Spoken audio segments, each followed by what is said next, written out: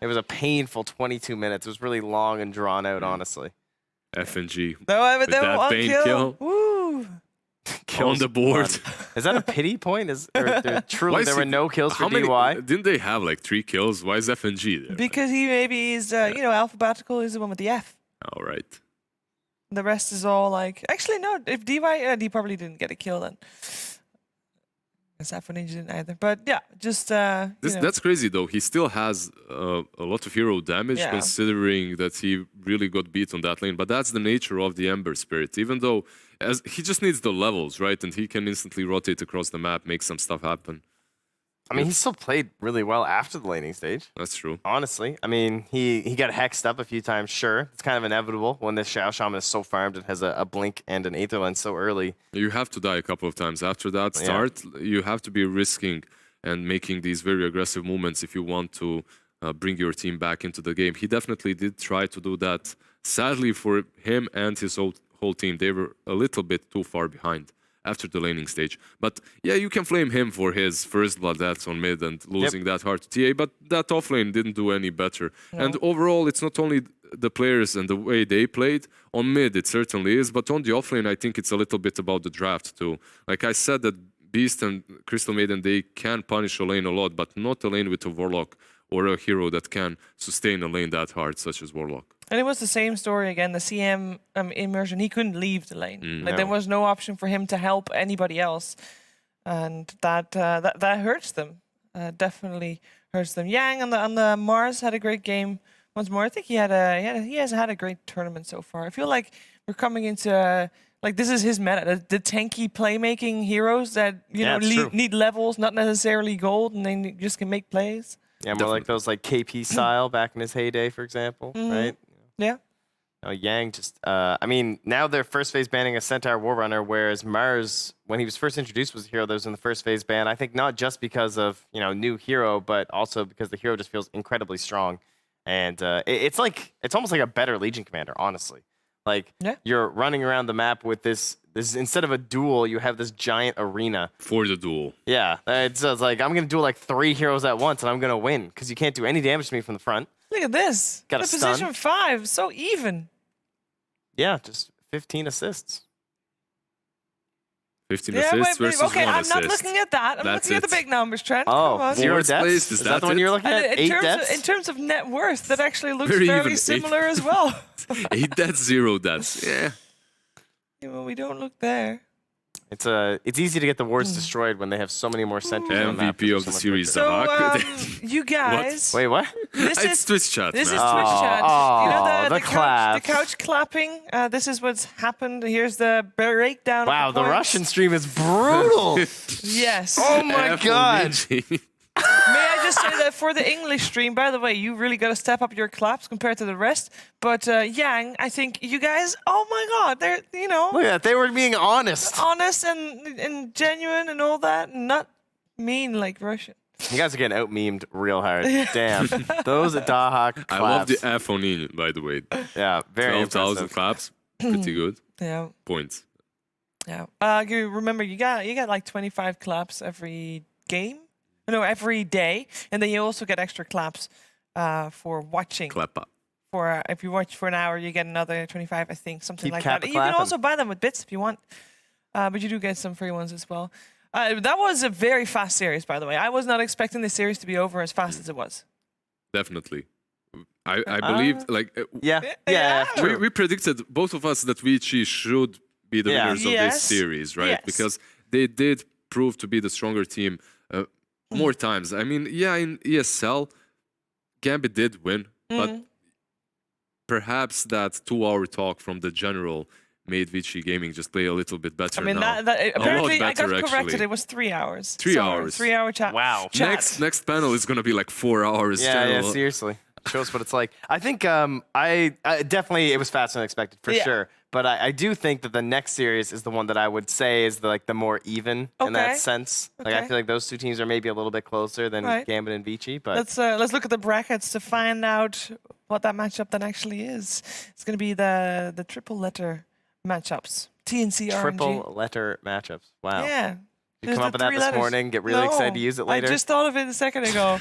Triple letter? Yeah, it I worked wouldn't all say, if I morning to prepared, I figure would have that said out. something Like, else. yeah, I hope you'd have something a little better. There probably was. But TNC versus RNG will be our final upper bracket match of of the morning, because there so is then we have the Predator, though. two-letter matchup TNC after Predator, though. with his EGOG. EGOG. Yeah, there's a missed opportunity on that bracket right there. Yeah. And VG Gaming, of course, facing the winner of the upcoming matchup later today, because they get the chance to prove themselves once again. I mean, it's a good start to the day. And if the rest of the teams keep up their tempo, then they don't need to wait too long for their last series of the day, because that were some quick series for sure. As said, the next matchup is also going to be very important for DPC points, and that's going to be the better one, I guess, for the points, especially. Actually, for both teams, both TNC and RNG have a good shot there. Keep in mind also, if you're at home and you're watching Epicenter In your 2019, what? In your e-home. In your e-home? Yeah, In your e-home, sitting at e-home. home watching. I think they're gonna tweet us, right? Don't you think they'll send us some pictures of their watch party? Yeah. Because this is the big matchup. I think I would like to, but do you Yes. really think they would be watching the English broadcast? Nah, yeah, most I thought likely not. don't they come from Lizard? Nah, most Yeah. likely Don't you not. think they use Nah. Twitter with English hashtags like? Yes, please do. If you're eHome or the eHome's marketing person, hashtag Epicenter GG and hashtag Dota2 with a picture of how you are watching Epicenter 2019, and that gives you a chance to win some Arcanas. And it just gives us a chance to see how you are enjoying the show, because that is always fun to watch, because we know there's loads of people watching all over the world. With pets. Yeah, it's nice. It's Show us fun. some dog pictures. That's There you We go. do also like dog pictures or cats. or cats. Cats Well, are fine too. No, Dog person. Yeah, pretty You can be Dogs, both yeah. person as well. No, that's Yes, not how you it works. can. You Both choose person, hands one. up. Unacceptable. I like both. That's okay. Fine. Anyway, we'll be right back with our second series of the day, so stay tuned. Send us those pictures and get ready for TNC versus RNG.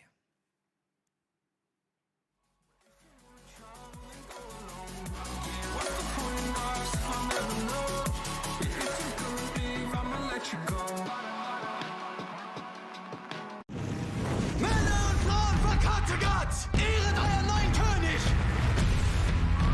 Alles wird immer dunkler.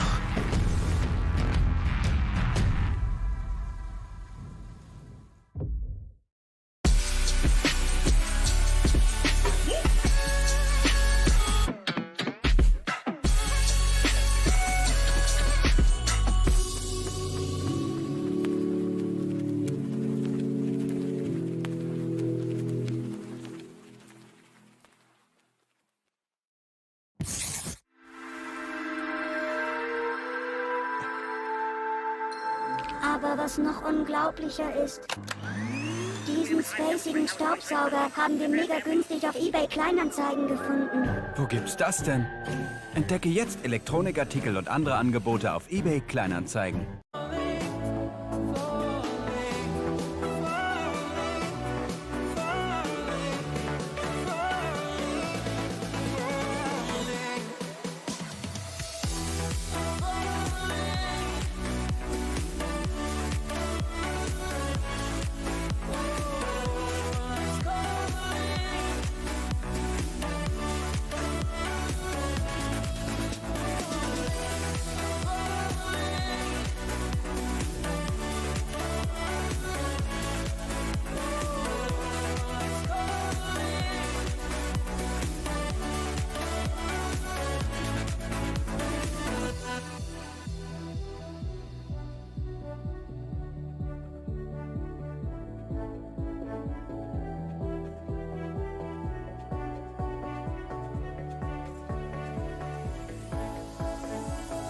Started to fall, and where were you? How could I know you were falling too? Grabbing the wind, cutting my skin, but it's hard because I'm falling. Tell me why I'm falling. Oh, life's calling, but it's hard because I'm falling.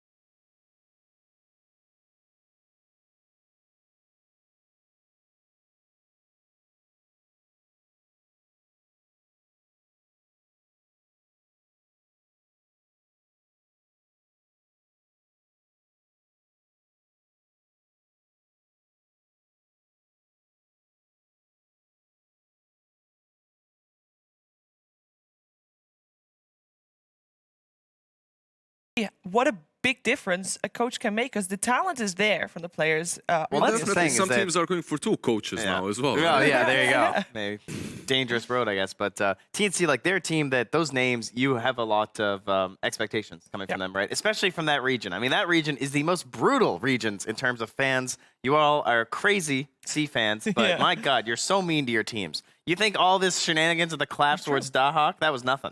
You know, I can't even imagine what the claps would be like on a C chat towards some of their players. They're ruthless. They For one brief moment when I was streaming, I started streaming on YouTube as well. And on YouTube, for some reason, there's a lot of SCA guys there, right? So everyone from SCA was like 500-ish people, let's say.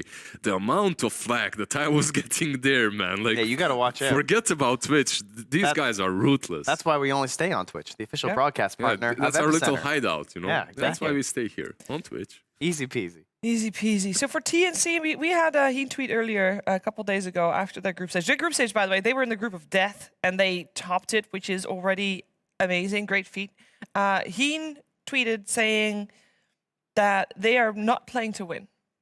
They are playing to learn at the moment. Their goal is TI. Their eyes are set. You know, they feel like they're going to get there one way or the other. But that doesn't take away from the fact that if they win here, they're guaranteed TI. They're the Reapers. They won the group of death. That's quite the feat. Yeah.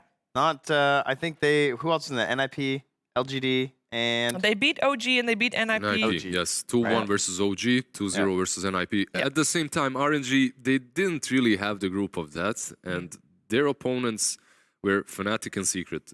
Yeah. To Secret, they lost convincingly, 0-2, but they won Fnatic twice. So, And Fnatic did also get eliminated yesterday Exactly. in spectacular fashion. in very spectacular So I fashion. don't know how much we can read off of the group stages of RNG. And I guess- RNG comes from a very tough and competitive region. I have perennially just cheered for TNC, and I have had high expectations for these players for a good reason. Like, they've performed well in the past, but time and time again, they let you down. And that's why I still have a hard time rating that high. Obviously, this is like one of their first real opportunities, and they're taking hold of it. They have wouldn't be. Heen. They've now made it to the upper bracket for the first time this season. They won their group for the first time this season. Yeah. So now let's make it to the second round of the upper bracket for the first time this season. And finally, I will list them right up there with someone like Vici Gaming. If they win this matchup convincingly for TNC, then I can definitely see them taking on Vici later. At the same time, it wouldn't be the first time that they have done really well in the group stages and then just funked afterwards. So hopefully that's not the case this time around, as I'm a little bit of a TNC fanboy here as well. Yeah. A little biased. All right, let's but give some love to Royal Never Give Up, Oh, guys. don't worry. I'm down to be a fanboy over All there, right, too. go It's for fine. it. Let's go. Let's just be fanboys on the other side. I think probably I'm looking for Monet, right? Yeah. Give me some big old heroes, maybe a Monet Morphling or something like that. Go over there. You can see that That's happening. fine. You can see Maybe that like a working for them. Setsu OD, like a first item blink or something. Just hopping on in there, those kind of plays. I mean, be fun. talking about TNC and expectations, for RNG, we definitely have high expectations ever since they were formed.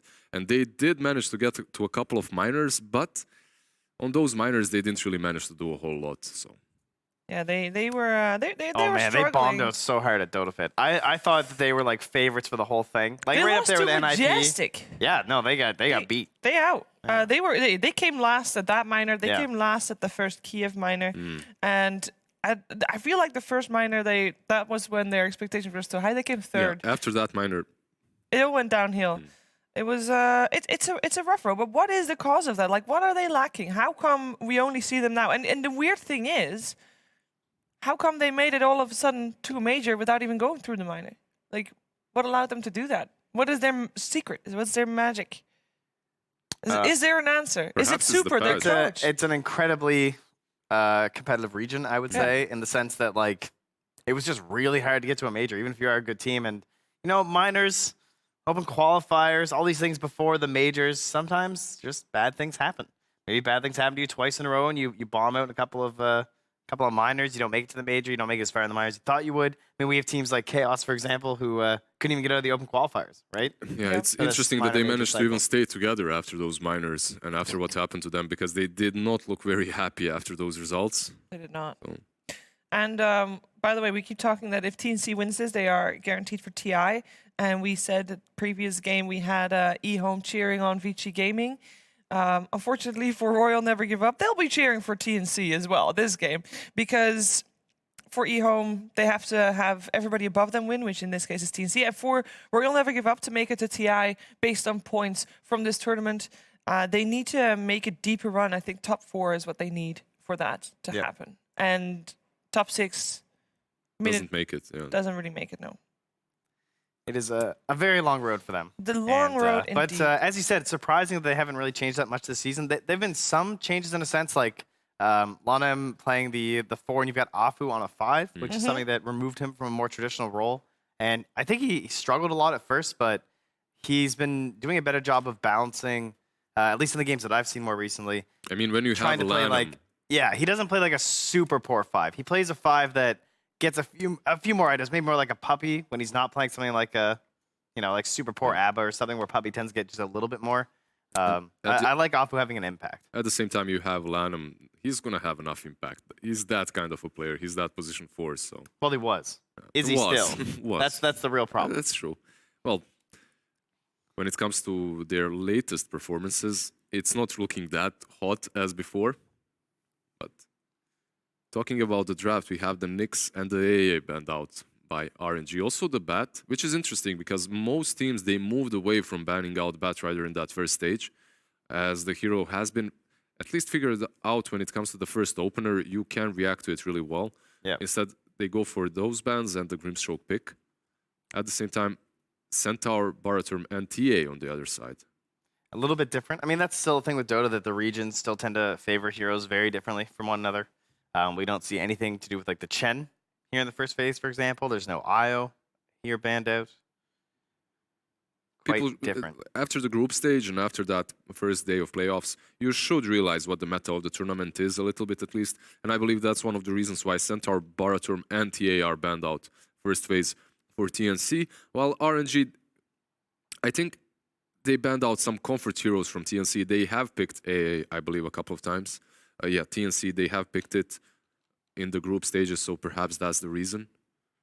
And now I mean, when you give out Grimstroke, you can't give Sven as well, I believe. First and foremost, Sven is way too strong of a carry at the moment. Yeah. Everyone plays him. And at the same time, with that Grimstroke on the lane, he's just very, very potent. And this is an AU hero. I feel like whenever I see AU playing in pubs, it's Chen. He still plays this quite a bit. So very he's the snit of the pro scene. Yeah, there you go. What makes Chen such a good carry right now? Because was it just the changes of the hero, or was it also just the way that Dota is played right now? Are you saying Sven or Chen? Sven, the first one, the blue guy. All right. Because I heard Chen. I heard Chen too. Yeah. And I was like, Chen's not a very good carry. But Chen does carry games right now, though, and I'm surprised that he hasn't been banned out. 62% win rate. This hero is amazing. Helps you with switching up lanes, helps you with... I mean, that passive, plus the ultimate. Like, ulti got buffed a couple of times, and even when it got buffed, you didn't really want to use it way too often. The cooldown is ridiculously long, but then that passive came in, and suddenly, it's a giant suddenly it's like just full restoration for your team. Feels good, man. Now we got the Doom, though, a classic with Grimstroke, but also a bit of a classic versus the Chen, right? Munch one of those creeps. Ooh, classic or not? It's only 20. It's only won once. It's all right. Just, it's all right. It's classic. If you want to lose, it's all right. It's good. Yay. No, Doom has been picked versus Chen a lot before, and that's definitely true. At the same time, both of these heroes have been changed when it comes to the way the laning stage works, right? For the Chen, he doesn't even necessarily have to get his creeps early on. Most likely we'll get some Harpy or some Cobalt to make him move faster or whatever. But it's not where the hero is the strongest at the moment. And neither is Doom, because he can't eat those big creeps anymore too. Still have our Tim's hero here, and we'll see some bans start to focus there. There's still the Earth Spirit in play. There's also still the Rubik in play too, potentially, but they will remove the Earthshaker to start things off with, and then we'll get rid of the Lifestealer, these anti-Sven heroes. Also okay versus the Chen. Natural Midas Buyer, and infest inside those creeps too. We've seen a lot of we have Wind Ranger, of course. The only other Wind Ranger that got picked was actually by TNC for Tim's. Oh, the support Wind Ranger. The support Ranger. A dangerous idea. It's very dangerous. It won them the game. Rather, let me rephrase that. They won the game. Where there you go. I believe they could go for that, but when you have Chen, perhaps something a little bit more stable. Something with the easy stun, easy reliable. Yeah, it feels like a lift Shadow or- Shaman game, honestly, right? It's just like easy push and everything. But Tim's kind of like Immersion. They tend to share a lot of the same hero pool, I would say. At least in terms of the same flair and style, but get rid of the Mars as well here. TNC is actually a team that has been picking some mid heroes that are a little bit different than what we are seeing right now in the meta. We have seen a couple of Alchemists from them, Dragonite coming in one game as well. Dragonite plus Chen, that's a lot of pushing power already. Most likely won't be picked right now. We should see the position 3 and 4 come out first. I used to love the Armel SF. That was a classic. Used to. You don't love it anymore. Well, I just feel like I used to see him playing a lot more. Not quite as common these days. The Warlock, making it all the way through. Oh, the that's a nice snipe on a ban. It's interesting. Just that like they you didn't kind of second. forget that he was in there. Yeah. Yeah. Interesting they didn't pick it with the Grimstroke because they did have that opportunity. Grimstroke plus Warlock, that's a scary hero. And there we go. We get ourselves another Titan. We've seen it a lot on FY this tournament. Yeah. We'll see it on Tim's as well. Finally getting someone else playing it. A I'm little sure Fog will unusual be here, excited. right? This nothing that really screams great ET game. Yeah, yet. natural order isn't really that effective versus Doom, who has no armor whatsoever anyway. Does help sometimes with like sieging and stuff, like in the earlier game where you can just kind of sked out with the spirit. You're pushing in with the. They have a lot of vision right now, right? Between like 10 creeps and the spirit. Yeah. And that definitely helps for when you're playing Sven. And It's a you're trying little to get bit that of an perfect out jump. push as well with that same spirit, so it helps in that aspect. And they probably have some lane idea here where this is going to be a very punishing dual lane, Yeah. which is what ET tends to like to do. Yeah, overall, we didn't really see a lot of ET, so it's going to be It was interesting. literally just FY that 2 times. And Jakiro on the side of Royal Never Give Up. All right, not really a hero that combos at all with the Grimstroke. Is a hero that's very strong in the laning stage, though. I wouldn't say that he doesn't combo at all with the Grimstroke. You soulbind people and they can't move, and you can line up that perfect Ice Path Macropire shenanigans. Jewel Breath. It's not your Lena. It's like it's not hard your mode Dawn, it's trying not- to yeah. combo. I like it. I mean, Very difficult. It's, No, like, it's- it's the harder. Like, why get a spell you can just point and click to hit 2 heroes when you can try and do some trigonomics? I agree. But is it I great? agree. It's great. Trigonometry. Yeah, I love agree with it. both of you. Yeah, there's Soulbind with the Ice Path follow-up and whatnot, but it's not your classic combination, let's say. Like It's not a double click and point cast. skill. Yeah, exactly. You're right. I appreciate it, Sheeper. It's You go no for the hard doom. game. Thanks. Oh, this is nasty already. Venom. There you go, the Yeah. minus magic resistance plus the Venomancer. And they have double, like they have a last pick, so they get to see if this is going to be a mid Veno or it can just I easily was be an going to off lane say, Veno who too. plays the Venom? Is it both Armel and Cuckoo? I would say it's more likely to be Cuckoo, honestly, at least from his hero pool, but I think you're going to wait to see the matchup, of course, because he is a mid hero and he's Now also an that off lane I hero. think it's Is going to be. perfectly balanced. I think it's going to be Thank you. perfect The balance. Sheever. previous Thank wasn't you. actually as perfectly balanced as this one. Most likely, I see that Venomancer going on the offlane with someone like Elder Titan. That's a lot of punishing power, Yeah. like you called it before. You can just that Jakiro as well isn't really a hero that's very mobile. If you hit that gale on him, slow him down for like 15 seconds, and then just I feel like I'm controlling a cement truck when I play Jakiro. Like he's very satisfying and you can really put down the power, but man, A you what, just sir? I said a cement truck, but A how about what, a sir? tractor? We'll go with the tractor. tractor, cement truck, Cement truck. cement truck. What do you mean? I thought you said this. I thought you meant an Overwatch hero. No, I don't even know what There's the a reference Symmetra, is. isn't there? I thought it was. Oh, it's- Haven't played.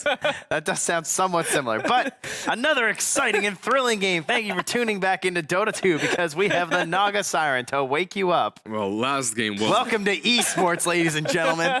This isn't It's all the Overwatch. same. This is No. Naga and her illusions. Oh, Woo! I got illusions. That's the stuff that we love to see. Can you hear the excitement? This is how we get in the my viewers. voice?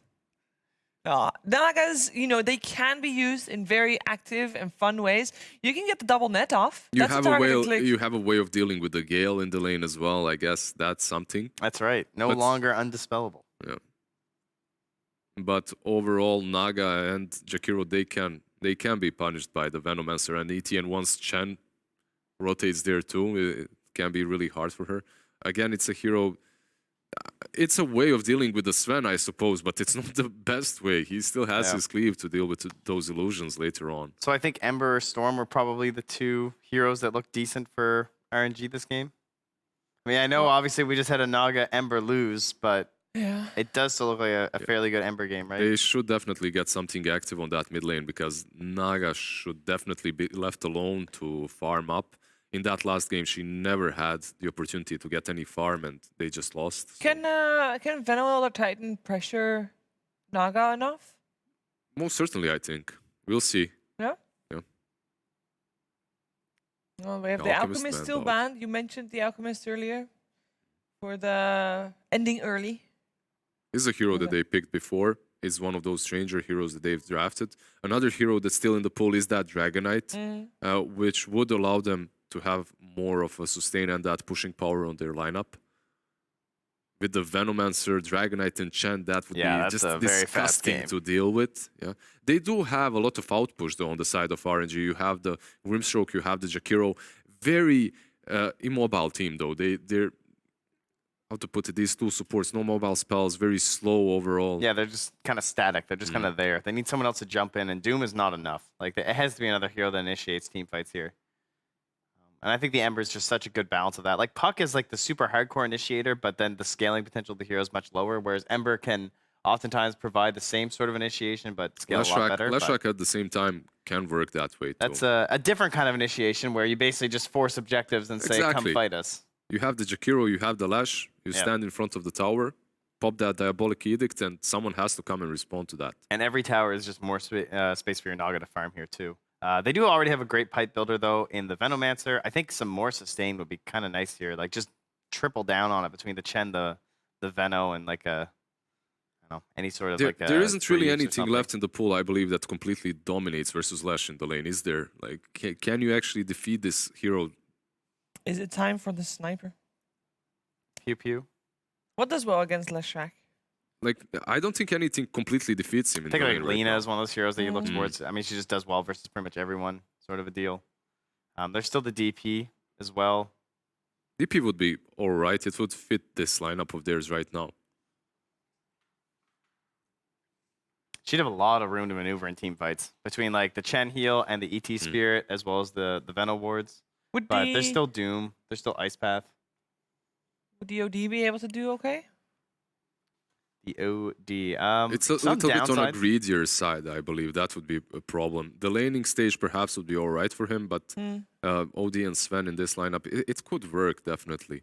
I get worried against playing like OD too some games. I mean, you can't just rule out the hero intentionally It's or Ember. entirely, but like you astral into an Ice Path or something, you're just like setting your own teammate up for failure. But yeah, so since RNG don't take the Ember themselves, they managed to get it on their own team for TNC. Another way of dealing with the illusions, these two supports are free food for Ember. Yeah, Jakiro is tanky, but it doesn't really matter for that Ember Spirit.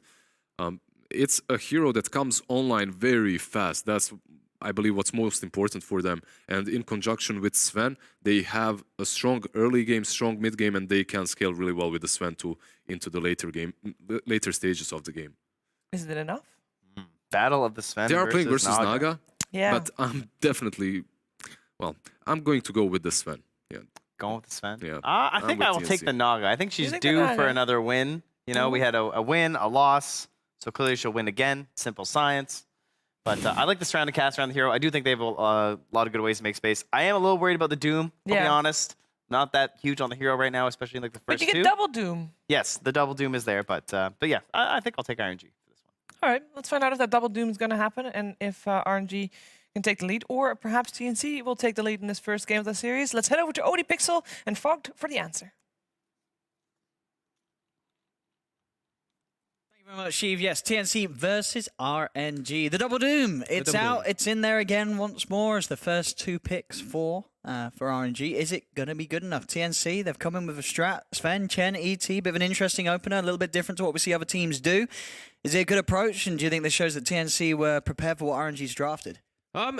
TNC definitely has a bit of a different approach that I've been seeing because they're drafting very different from game to game. Yeah. They're really looking, I think just like Shiva was talking about, they're just looking to experiment, looking to learn a lot from this tournament. Sure, they want to make it to TI, of course, but that's what I'm seeing. This looks like they were preparing for, because I was looking at the drafts and I was looking at the recent drafts from RNG and I'm like, they play a lot of CK, a lot of Morphling and stuff, so it looked like they were trying to prepare to cover their bases. So, looks good. I'm always a fan of ET. Hero's gotten buffed, finally, a little bit. You get an extra 5 damage at level 1 per hero that you hit with your spirit. So you actually have plus 40 immediately when you get if you get 2 heroes in a dual lane. It's actually much better now.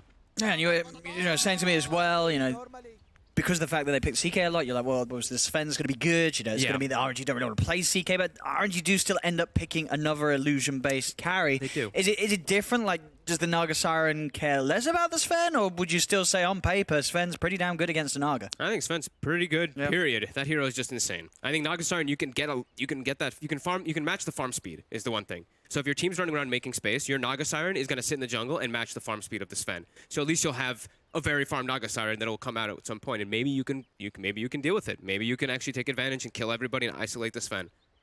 It's not the same as it used to be, where Naga was very good versus Sven and as a support role, because you used to be able to just net him when he BKB'd and just laugh at him. His fight would be ruined. Yeah. No longer the case, of course.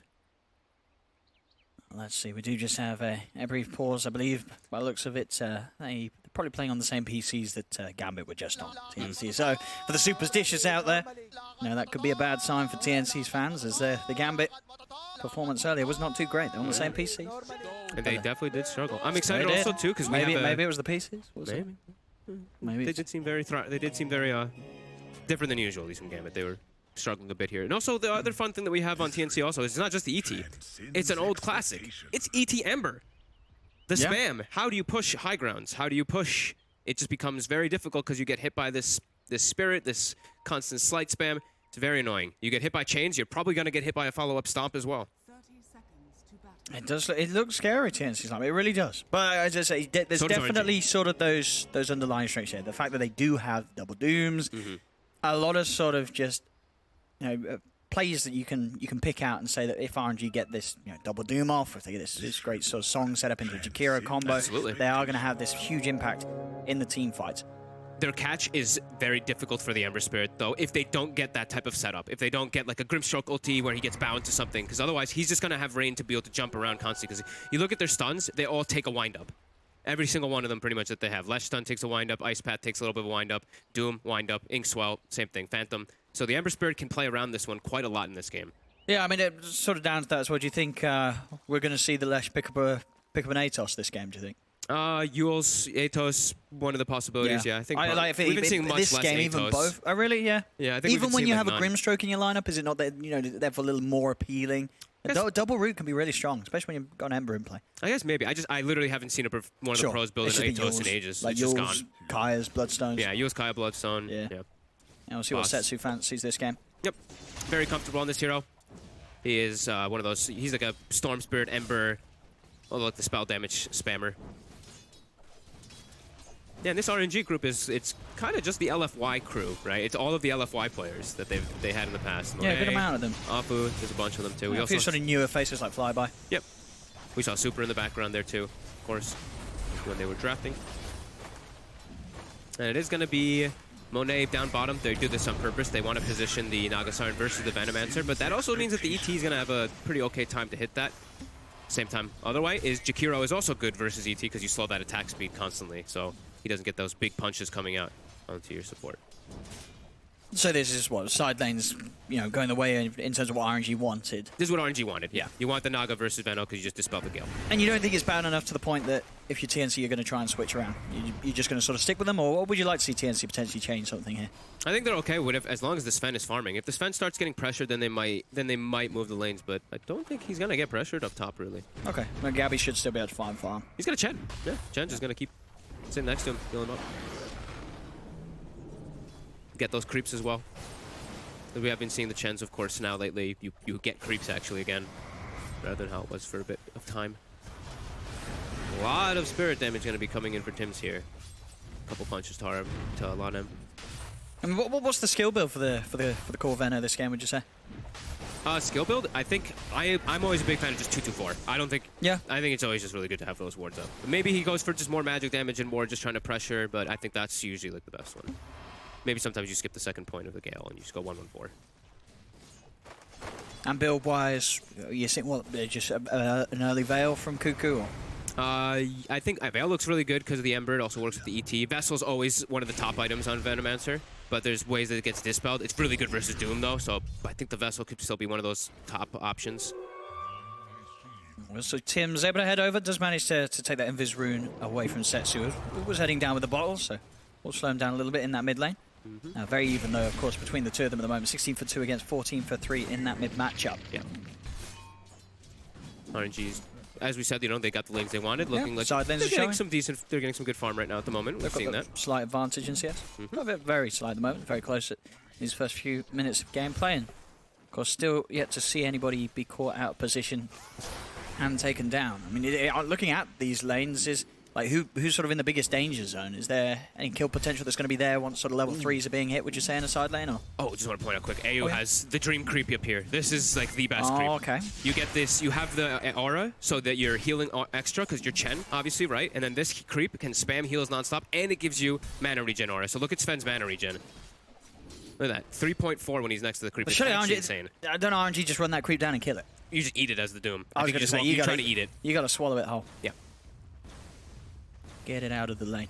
So kill-wise, we'll probably see something happen bottom. If Landem steps up too far, Tims has too much damage, and he gets caught by Gale, that's probably how he dies. I think that's, to me, that's probably the most likely one that does get picked off. Would you say there's kill potential in the mid matchup, like between this Lesh and Ember? Is there? I feel like is it not sort of a matchup where you could see one of these two sort of get a little too greedy? Like, Setsu sees an opportunity to try and run down the Ember, or maybe likewise the other way. Maybe at 6, perhaps. We could just see that come out, but I don't think we'll see a kill happen in that. You're just going to see him farming. Yeah. And now that they certainly are. Keeping it even in mid. And, yeah, side lanes pretty close, too. There's not really much of a difference on the map at the moment. A very peaceful start to this game one between TNC and RNG. Really nice in the mid lane for TNC how well Armel's doing at the moment. Well, you've seen this matchup go more one-sided. It's usually a little bit. He's not getting beat. He's doing really well at just spamming the slides. It's usually pretty even, but he's just doing a good job anyway. As those Gales, we see Landem gets pressured quite a bit there. He has to be very careful down here. And bounty runes will come out. Looks like Armel makes the move toward top. I like that, so we can get the runes and put pressure on. Here we go. The help by Smasher blocking up Arfu, and that's going to set up for first blood as Ayu's able to take him down. Arfu's gone. Flyby will be fine, but getting the creeps, getting that Smasher in on the front lines, taking him down bottom lane as well. Monet and Lanham being forced all the way back. They have got that shrine ready to pop. The space will be there for the farm to continue for Cuckoo on his Veno. A bit concerning that they're forcing Monet out even too with this bottom lane, because that's what they wanted. They wanted to have this Naga versus the Veno, but it's a little bit too much pressure as mid. They might be able to get it now. This is level 6 Lash before level 6 on He's got the slight, and he's going to be able to dodge the Ink Spell with it. In fact, the Stroke of Fate also misses. Does it matter, though? The damage that Setsu's outputting with this Lesh is more than enough. Just runs down Armel in the trees as the power of the Lesh. I mean, we saw, Arfu comes in. No, I think none of the spells really hit. Didn't matter. Lesh was just given the ability to run down the Ember, and he hit level 6 he's out of the lane. I guess because that rotation, Ember went up toward top to get the rune, and that gives the Lesh level 6 mid in a quick rotation. See bottom, Tim's just going for the denied tower, getting himself back to full HP and mana before he returns to the lane, and give Cuckoo a bit of space himself. Those levels, Arfu with a rotation looking to get on top of Cuckoo and will be able to do so. Slowed him down long enough to get him with the Inkswell stun. Verifi's going to be popped. It's not going to save Cuckoo. As they've got the right clicks to finish him off, Cuckoo is out of the lane. And that's the 2 supports just killed the safe lane Veno. That's pretty significant for them, because now you see the Naga Siren doesn't care. He's not even laning bottom. He's just running around now going to the jungle. Top lane is going to be very difficult. As we said, Chen, it's changed again, because now you're back to your old Chen where you're actually getting creeps, you're actually using your persuasion. So pressure that comes out from that is not really defendable by most supports. Your Doom can eat the creeps, but he has to go find them, which is difficult. I love that Chen set also. That's one of the new ones. Yeah. He's riding on that on the gorilla, I think it is. Oh yeah, that is a good one. It looks really, really funny. It's just so different than the usual, than the normal set. Sticks with the law. Back in the days of whatever Chen used to do in the jungle. Yep. Tim's setting up. They also are bringing in AU. They're bringing in 4 heroes over here. They really want to put the pressure onto this tower. They've been putting a ward behind here. See if they can get this kill onto Arfu. Should be able to here with Gabby. And they move. Gabby, AU. popping the God Strength. He's been silenced, but he's already got all his spells out, so it doesn't matter. They'll cut down one. They do lose AU on the back lines. 1 for 1 at the moment. Great sleep from Tims. Onto the 2 of them. Gabby. Use that to try and disengage, but indeed Gabby, he's on the wrong side of the fight here. He'll try his best to run away, but Monet, Flyby, and Setsu are chasing him down. Gabby will turn, get another stun out to the Lesh. TPs are coming over. Gabby, all 5, fully everyone focused. down. There we have him. Ice Path from Lanham catches him. It's 5 for it, but hey, it's Gabby out and gone. He led them far, though. He pulled them all the way near to their base to be able to go for that. So now look at the lanes. No one's occupying I guess space top for, or mid. Yeah, space for Cuckoo. He's getting a bit of pressure down onto that bottom tier 1 tower. Mm-hmm.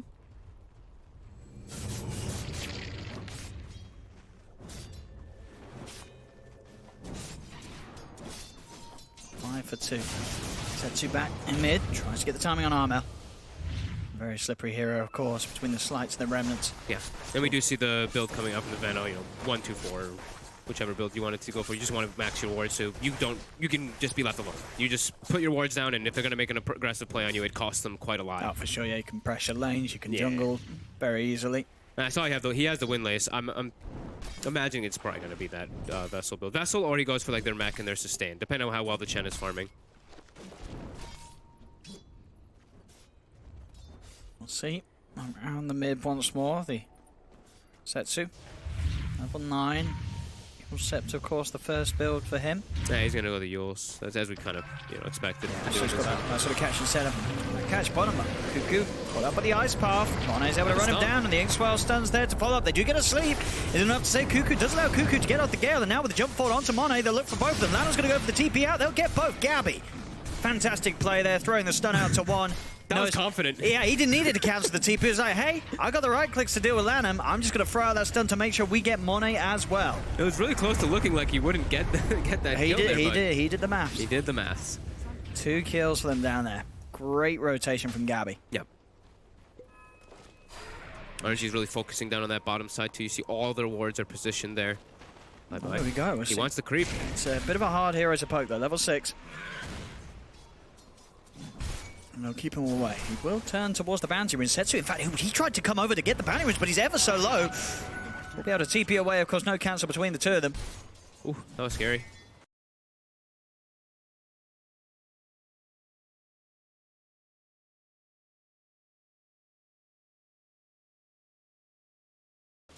And as the bounty ring.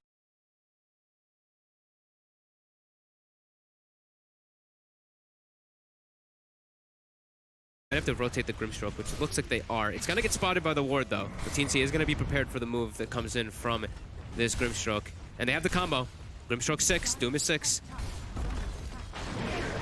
TNC getting a good amount of damage onto this tier 1, though. We'll see how safe they do play, as you say, with the reinforcements coming in from RNG. Yeah, they're playing it a little bit careful. Still pushing on with the neutrals. See if they can get the last hit. Oh, hit it with the Centaur. Oh, he's got it, AU. He's got it. And not only getting the tower, he can try and tease around a little bit with Flyby. Still too tanky to go upon, but nice little micro there from AU to secure that tower last hit. Nice, yeah. The ET stomp, the Centaur stomps, able to secure that one. No deny. 2k gold lead now for TNC. Playing it smart. Yeah. No surprise here with that item being faster, not the normal one that you see the Chen go for straight away. At 5 minutes faster than the patch fastest. Level 6 now too, so he's got that extra big heal that comes out from Chen now. Of course, Gabby, even though it says 52 seconds slower, although that red text looks so sort of criticizing, it's 52 seconds slower than the fastest is not a bad timing at all. And he did finish the phase boots first this game because he was moving around a lot. Some of the times we do see the phase boots finish, but sometimes we also just see brown boots and chainmail or just straight brown boots. Into that Midas is mid tower getting pressured a bit here. They're just parking Cuckoo here for the moment. Now they're starting to sit the ET behind him. Giving time for Armel bottom. He's loving this life. He is just getting tons of farm here. Yeah, so Cuckoo, just stockpiling the gold. I mean, he's not spent it. He's got that Windlace and then 2,200 gold he's holding on to as the Venomancer. Okay, so we were also wondering about what they were going to do about for the catch for the Ember. They are building an Atos, not on a core though. They're building it on the Jakir. On the Jakir. I like that. Okay. That's good. I like it. And Cuckoo, he's feeling the greed. Okay. Double Midas. Midas for him, Midas for Gabby. Okay, yeah. They want to roll with it. I mean, they are ahead. They have a fantastic late game lineup too. The ET plus the Ember Spirit. We talked about that one, but that's one that dates back to super far back. I like it. It is a very strong combo in the late game. This is definitely a game where you can get away with it. The double Midas. Armel, I think he has the Maelstrom. I think he has phase Maelstrom finished now already. He does, yeah. Before Hammer's on the courier, it's on his way out, so... They've got the 1 level of the aura from the ET as well, so a little bit of extra magic damage coming in from those slight spams. He's maxing the stomp, though, so they're looking to set up for the splitters early on to look to fight around those tier 1s. RNG showing Setsu and Lanham at the moment in this bottom lane. Farfu and Flyby behind. They gave it up. TNC are smart. They're looking for their own opportunities. They still have 4 heroes. Against the push of 4, no chance of trying to hold on a defense. Look to get objectives elsewhere. As mid lane, the push on from Cuckoo, and with the wards down, there'll be another tier 1 tower for TNC. Good trade. They're getting a lot of farm out of that. The Sven Pop God Strength farmed a lot as well during it. And now Cuckoo making sure that they don't pressure more to a tier 2. He's going to set up some Venom wards down there. Doesn't want to lose a tier 2 trade. And go for that Midas as well. Does it sort of tell you anything about the build that Cuckoo wants to go for after? Like, is he going to be looking for sort of the bigger items like these Ags, Octarines, you know, anything sort of flashy like that, you feel, with the Midas? I would imagine so, yeah. I think he still might go for the other one, but I think now he has a lot more opportunities to look for late game scaling. The big stuff. Yeah. So what's that mid lane? There's a bit of a chase on here. So I'm out. Come in and cut the creep wave. He still doesn't have the general. Okay, he's not quite there yet, almost. Oh, he hasn't gone there. Yeah. I thought he had it. He's got it really fast. Honestly, he had it as well, yeah. And no surprise there, as we saw a very fast timing relative to what we've seen on Veno's Midases. Yeah. As there's been many a game, where Veno would get another item, then opt back for the Midas, but Cuckoo's definitely seeing the space to just pick it up naked this game. Yeah, I mean, in this one too, you know you're playing a 5 versus 4, right? Naga Siren is not going to get involved in the game until later on. So you're trying to build your greed up. You know they're going to play greed. You're going to play greed too. So it looks like he's actually going to be going for the pipe build. So he's going to do the sustain one. We thought maybe maybe mech pipe for him, something like that. Against these heroes, for sure makes sense. You know where's the physical damage? It's going to be Naga. For the most part, later on in the game. You know, at this point, it really is entirely magical. So you get a pipe. You're going to make your team feel pretty darn invincible. Then, you know, just the extra buff as well. You get it popped nearby the Ember. He's going to feel very invincible with that and the Flame Guard running into this lineup. RNG. So the scan's out. It's going to see that RNG are in position, and TNC cannot head over there to get the bounties. It's just an even split. But the Maelstrom now it's done for Armel. Now he'll be able to get out there and make the plays. Gabby's farm continuing very well. Midas, Echo Saber, BKB Blink next up. Such a heavy farm game. It is. We've seen a very sort of slow start between the two teams, and you know, definitely, you know, sure there's a Naga Siren on one side that's farming, you know, okay, but it's, you know, he's not sort of getting massively ahead of the cause of TNC. And TNC, they have the 2 Midases, and they have the heroes to deal with Naga Siren. Yeah. They have Sven and Ember Spirit, which are fantastic heroes versus Naga, and you throw an ET on top. That's the other one too. They have the ET, which later on, if the ET gets items and he can stand in the face of a Naga ever, you become a completely different hero. You're so weak in comparison because your armor, you're usually relying on the fact that you have 30 armor. Yeah. The ET gets to the point where he can stand next to you. It just so far feels that sort of TNC's strategy and approach to the game has just been executed that much better in the first 16 minutes. They've only lost 1 tier 1 tower, you know, against a lineup with a pretty farmed early game Lesh and Chikira. You know, they have got pushing power on RNG, but they've only taken 1 tower. Whereas TNC, they've taken all 3 tier 1s. They have this gold lead. They're running this greedy builds with the 2 Midases. They're getting away with it. But they still have these Seers, this lineup that can still look for plays, look for kills. They're already wrapping up here too. They're already looking to set up for Setsu before he even bots in. They're going in. The Yules, that was very fast by Setsu. Yeah, instantly holding back Armel from a slight change combination. Arfu is there along with Flyby. He's going to pop down the Soulbind, but AU perfectly keeping himself away from the rest of the team. So the Soulbind's not going to do anything at all. Is Armel still able to run down Arfu? Take out the Grimstroke. TNC. See if they want to put pressure on the tier 2, if they want to play it safe. No, they feel confident. They know that there's no Grimstroke, no Soulbind to worry about, no threat of a double doom. They can put pressure onto this tier 2 tower. At the same time, down bottom, RNG's creeps are pushing on. But there's the iron pickups. Cuckoo's now got the pipe, so when he looks to join this, they can bring him right now. Team, they can bring him right now. Look, Chen, boom. It's a powerful push. Yep. I dare say we'll see if they do want to go for more God Strength. Has been used for the tier 2. But they're posturing very aggressively, TNC. They know that they're at a very good strength for the moment. Yeah, definitely. They're actually just looking to take the fight here. As Setsu and Flyby, they walk up forward, stomp, does not connect. Looks like they'll be able to disengage, but they defend the tower for a moment. They keep it up a little bit more time, and yeah, the maneuverability right now by TNC seems a bit better as they will get the root here. And into the Doom. He's in a lot of trouble.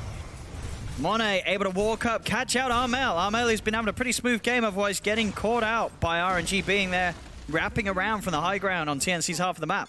Yeah, he just pushed into the river, did not have vision of them anymore, and they punished him for his greed. Nice move by RNG there. A big and important kill. This is an Ember that's trying to build up that goal for the Relic.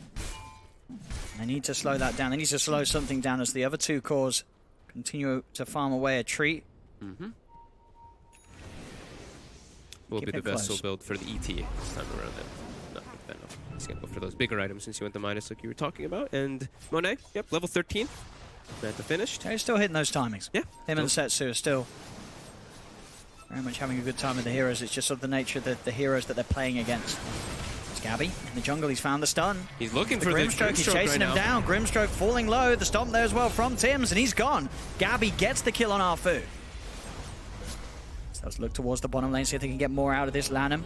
Hiding in the trees. Will TNC be able to find him? They're pinging him out. They know he's in. The wards are down. They're scouting him out. Gale will miss. It should not matter as Lanham trapped him by his own creeps. Gabby's got the stun. And will go for the ice path. Hive once more in the trees, trying his best to cut his way out. The damage far too much. Gabby getting the perfect angle to finish off the kill. Another kill for this Sven.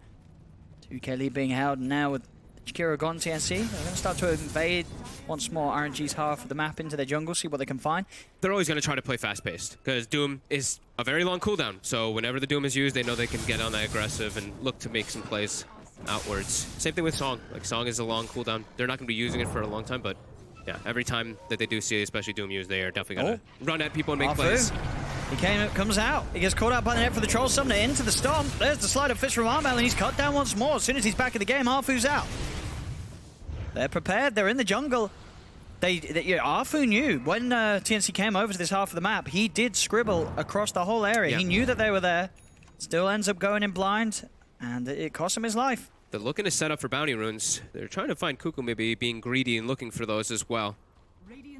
And Gabby's got a full BKB now. He's going to be so hard to deal with in these fights. Cuckoo. Oh! So close. That was close. Setsu trying for that blind stun. It was so close. Yeah, I was just on the edge of it. Not close enough. As Cuckoo is able to safely escape that bottom lane attempt. That was a opportunity smoke that RNG saw too. They like saw the TNC line up top. They walked through mid. Immediately they were like, oh god, Cuckoo's bottom. We actually have an opportunity here. Smoked and ran down, but Cuckoo, quickly running into that tree line there, will be able to survive. And Armel decides against it. He decides against the Radiance, which I completely agree with. I don't really like Radiance much either. I think having a save for himself is too good. I feel like it may have been sort of too much greed. You know how your other two cores getting a Midas, you're this Ember that's trying to farm up 3,800 goals for a Relic. It's a little too greedy. I agree. I think having himself this, it's also just the mana. It's everything that the Yules gives you. It's mana regen. It's good ways to be able to avoid the Phantom. Yeah, he shouldn't die now unless he gets caught out by a blind stun from Setsu from the trees. Or, a great jump with Doom. Groom. Yeah, but even then, there's still a bit of time to react. Yeah. Not a lot, but it can be done. Right. Step by that sleep there, but they do not look like they want to commit. The Chen creeps will be cleaned up, though.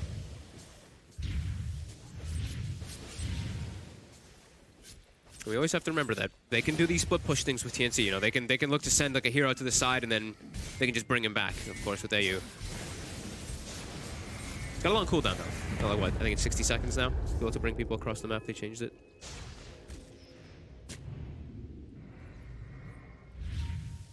Still very.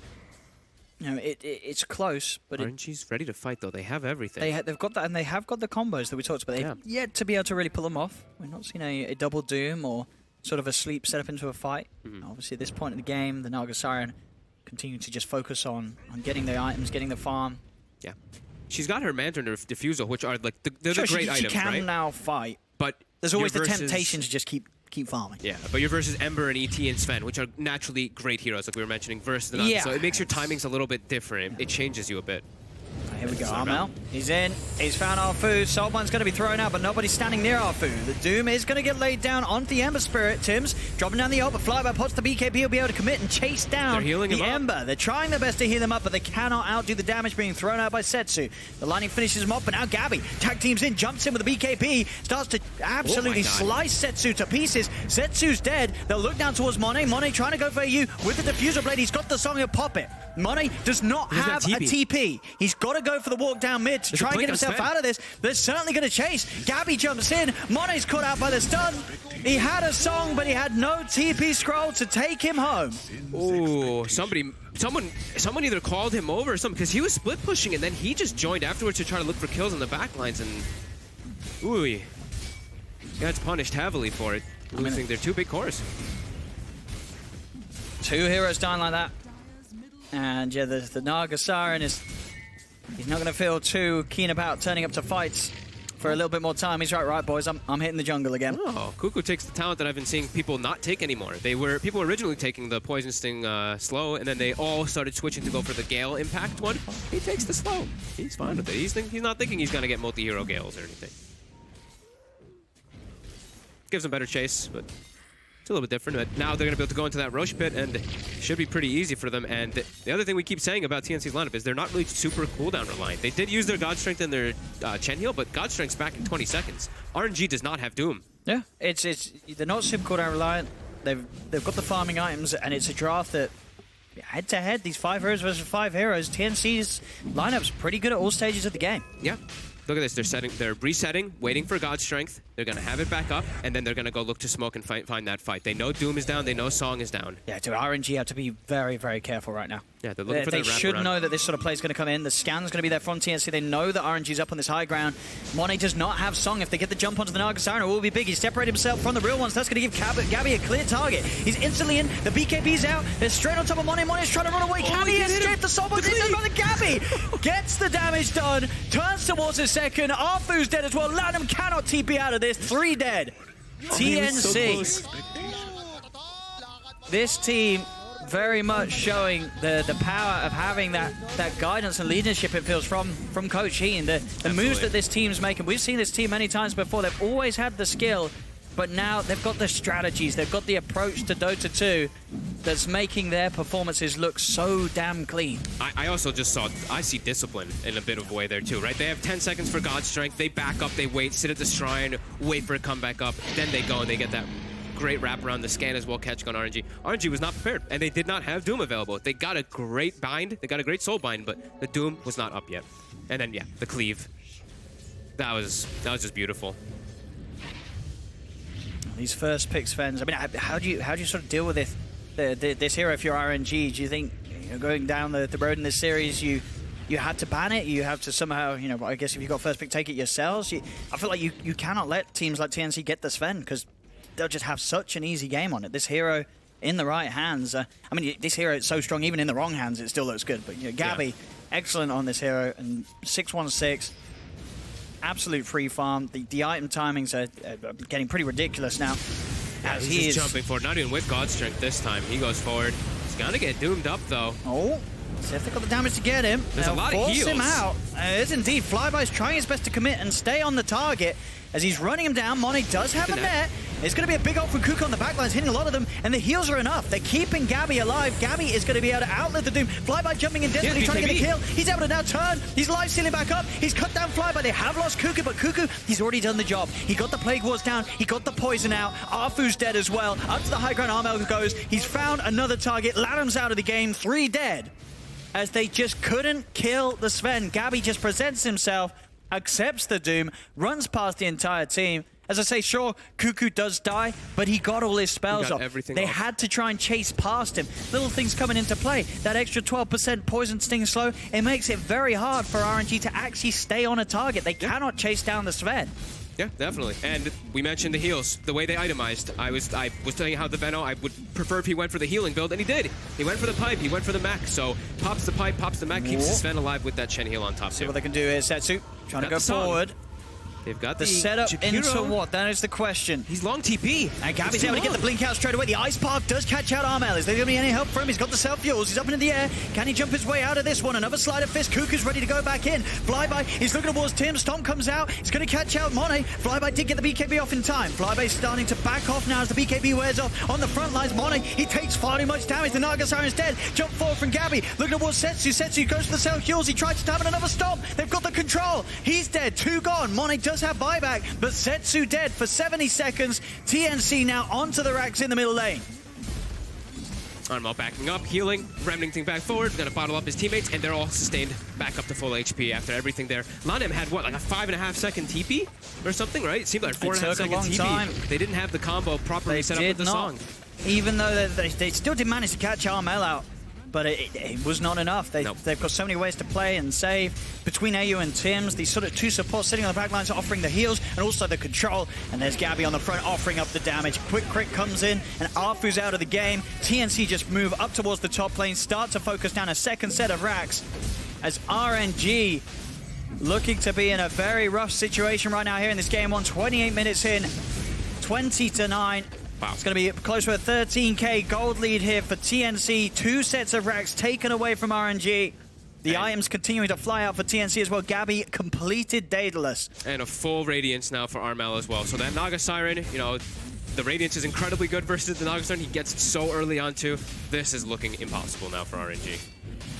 Just like the last 2 games that we just got to cast. We've had a lot that have looked like impossible situations today, and yeah, as you said, I cannot agree more. This looks to be one for RNG. I don't know how they come back in this. They need the miraculous combos that we said was there. We gave, you know, sort of credit to their draft that they do have these powers. They have the double doom. They have sort of the sleep set up, but they just haven't been able to execute them at all. TNC has never allowed themselves to be in a position where RNG can sort of take advantage and actually use these combos. Yeah, they're positioned really well, and they're the ones starting the fights. Like, they're smoking and starting the fights immediately onto RNG after they got their timings. It's been so hard for Arfu to get off a good soulbind. I feel like most of the time a soulbind's gone out, TNC have been in a sort of positioned in a way where it's only catching one hero. Yeah, they split up. It's like AU had it a couple times there, and he just split away from it, split away from his team. Full BKB now for Tims too. Yeah, like we were saying, I feel like this one is so far impossible because now ET can, he was already, but now ET 100% can stand on top of the Naga Siren. So Naga Siren is going to melt to that Ember Spirit, which already is going to kill him very fast anyway. Same thing with the Sven. So yeah, they have to hope for some type of absolute dream scenario where TNC lines up for a 4-man Ice Path or 5-man Ice Path, and they still have so much sustain. Greaves, Pipe, Chen, bonus heals. It's real tough as Bounty Runes will be spawning. Aegis is going to go down right now at the same time as this. TNC still being a little bit cautious here. They're being very disciplined even though they have this big advantage. Setsu does get a nice rune to pick up for this fight. Has an arcane rune. Okay. On the Leshrac. Smoke up on the back lines. A ward was down here in lane from RNG, so they do know that TNC's got the supports in behind them. Obviously, it's sort of question is still there of how much they can really do with that information. As straight away, Gabby in on the high ground. Arfu has to buy back. He'll TP over to the shrine immediately. Armel's going to jump in on the back lines, gets the chains onto the 2 of them. They are focusing Gabby. He did get the Ghost Strike so he can still offer hits. They do get the Soulbind onto the 2 of them. They're focusing, but he turns. He hits. Look how much damage this Sven does. He's just got too many items. 3 dead, 4 dead. It's going to be 4 buybacks. RNG desperately trying to throw heroes back into this. A 5th buyback, but it's all over. GG is called. TNC take game 1. And RNG did not really give them a challenge whatsoever. TNC with a draft that very much is their own style, and it looked absolutely fabulous. Incredibly methodical plays coming out from TNC in this one. They were very disciplined. Like the way, even like these like small things where they set up 2 heroes bottom. It looked like they were considering taking a fight with the ET +1, and then they're like, nope, we're bailing out. We're giving up this tower. Let's take some trades. Our Sven is farming top. Our Veno is pushing mid. Every single one of the plays that I saw TNC doing was just disciplined and it was very organized. They were waiting for item timings. This is definitely, you know, this sort of this heen age of TNC is looking to be an age of TNC where they're just on another level. It was always apparent that with these players, the skill was absolutely there. But again, another performance of the ideas that Heen's bringing to the tables and getting the team to play with. They're just working out so well. And it's going to be scary if you're any of these other teams in the tournament. You're looking at this team, you know that they always had the ability, and now they're coming out with the strategies. You've got to be prepared for TNC, otherwise they're going to take easy wins like this one. I mean, absolutely. Like even in the in-game, like this in-game item decisions too. Like sometimes maybe Heen can inspire a lot, but that too, like could maybe just be them too. Like they're looking real good. They're looking very good. They're looking smart. They're looking strong. A very simple game 1 for TNC. RNG, they've got to step it up big time if they want to take a chance of bringing the series round in game 2. As at the moment, TNC definitely on set and on target to get a 2-0 here. As they're 1 game up at the moment in this best of 3 against RNG. Yeah, TNC looking very strong at the moment indeed. And I think even more important is we have seen TNC do well every once in a while. But now they're able to bring this level of play to the table consistently, and I think that is what makes them truly scary. Here to talk about game number 1 of the series, we got Trent and Lizard. Trent, you said you believed in a Naga Siren, and I know that is not instantly put on. Yeah, I was foolish. It wasn't great. Now, if you had asked me what is the #1 way that you'd want TNC to play their game, I probably would have said an AU Chen, and then I just go ahead and bet against a Liquid IO and then an AU Chen. So I don't really know what's wrong with me these past couple days. It's something to do with the beautiful weather here in Moscow, Listen, I guess. I went for Gambit twice in a row, so I feel That's you. true. I feel Yeah. you. That's true. Yeah, we've all made mistakes. Now, what about RNG's lineup? Do you feel like lacked? I think Something. it became apparent a little bit there, and kind of like 16 minutes or so, you could see how they could get back into this game, though, because that Naga was very far down. Yeah. And then you watch that Naga climbing the net worth, and you're like, oh, this is getting a little scary, right? The Manta Diffusal comes out, but honestly, TNC just played very, we Look said at it these several heroes. times, but That's discipline. that's the problem. Look at these heroes. It's not like they care so much about Naga's illusions. You have the ET, all right, Yep. somewhat he does. But Venomancer, Ember Spirit, Sven, they're all quite fine when it comes to dealing with Naga later on. Yeah. Yeah, there's something to be said about just like massive slows even against the Naga illusions. By They the way, feel look at this. 5 heroes rotating to kill this Sven. 8 minutes in. On the top tier 3, they get 178 gold. It's better if you just remained in those lanes for that whole Yeah. time. Just get a couple of creeps. Overall, it would be much better for you. I like the way TNC had the lane set up at the start as well. They were actively planning on making Naga's life hell. And then rotating the Elder Titan back bottom when they realized that RNG was trying to dodge that lane. I really think they had more in their arsenal early on. Chen also lucking out with that good creep. Like, you can get the Harpy, I guess, that's a bit better, but the region from the small healer priest together with his mana aura is definitely good. But overall, I still come back to the fact that this was very well executed by TNC, but at the same time, they had a better draft, in my opinion. When I see a Sven in one lineup, and I don't see something like a Wisp Gyro in the other, I instantly favor that one, because that hero is very difficult to deal with at the moment. And the problem with Naga is, like, yeah, she is going to come online later on, but she does not want to fight until she comes online. Sven does, and he is going to create that advantage early on if you utilize that hero very well, or just decently enough. And then by the time Naga is online, she lost already. Like, Yeah. 25 minutes in, you're losing your barracks. And we were looking for a hero for that last pick for RNG in terms of like what their mid hero was going to be. And they went with the Leshrac. So pushing towers, maybe some objectives, some heavy damage overall, sure. But with that pick, they had no way to get to that final backline. AU was virtually never threatened this game. And so every single fight was just either the Ember or the Sven being focused, like exactly right here, and he just runs. Someone force staffs him. He gets healed a few times. Oh, how about another heal? This like, is what. Where's Chen right now? Look where Chen's just standing. He doesn't care. This is what we talked No one about cares during about the him. draft. They're very static on the side of RNG as well. A very static team. They have no mobility spells, and at the same time, even when you get initiating items such as Blink Dagger, you're playing into a Venomancer, so that's not gonna happen. He's gonna have these pesky little wards all planted across the map. You're gonna get hit by one of those, and Yeah. it's I mean, done. look at this as well. You said Leshrac is also great for allowing to push down towers. They got only 2 towers the entire game. He needs help. He can't do it on his own. That's the problem. Here we see a good sleep, but Jakiro is there a bit too late. They only catch the Ember. I like the item build from the Ember. The casters mentioned it, Fogged and Owen. They said the Radiance is good, and he did get it. Versus the Naga as well. It's not like they didn't have enough means to deal with those illusions, but Radiance is pretty good on Ember too. I haven't seen that item a lot recently on him. Yeah, some bright spots though for RNG. I thought Afu played really well on the Grimstroke, like early game rotations, going from lane to lane, trying to help out in areas where they needed a little bit of extra pressure, try and get some breathing room going. But even with those rotations, obviously they weren't able to stem the bleeding whatsoever. But this was a position for Lanham, right, on Jakiro. He was going for that ATOS early on. And then again, you have these 2 supports, Jakiro and Grimstroke. They don't do much on the lanes. They are very good They're really at good pushing position out fives. waves, but Yeah. that also means that Naga is not going to be getting as much farm because Like, she needs that farm. It's a bit counterintuitive, perhaps. Exactly, like you're buying time for this Naga, but she needs space, not only time. She needs space on the map to farm on. And those illusions were dying left, right, and center too easily. I guess Leshrac does the same thing as well. Pushes out waves fast. Exactly. Leshrac is the best at pushing down towers fast, right? Just taking them down. But at the same time, he needs heroes around him to play with him. And he just did not have that this game. Not. Leaves to the stats we see on the screen. Gabby having a great game on the Sven. And to be fair, I mean, we'll probably not see the Sven anymore. Yeah. It's time to ban him, right? I think the only strategy that I saw working versus the Sven so far is the Wisp Gyro combination. But even then, only if Greenstroke is banned out, so you don't give that Greenstroke plus Sven combo. As Sven farms just as fast as those two heroes together.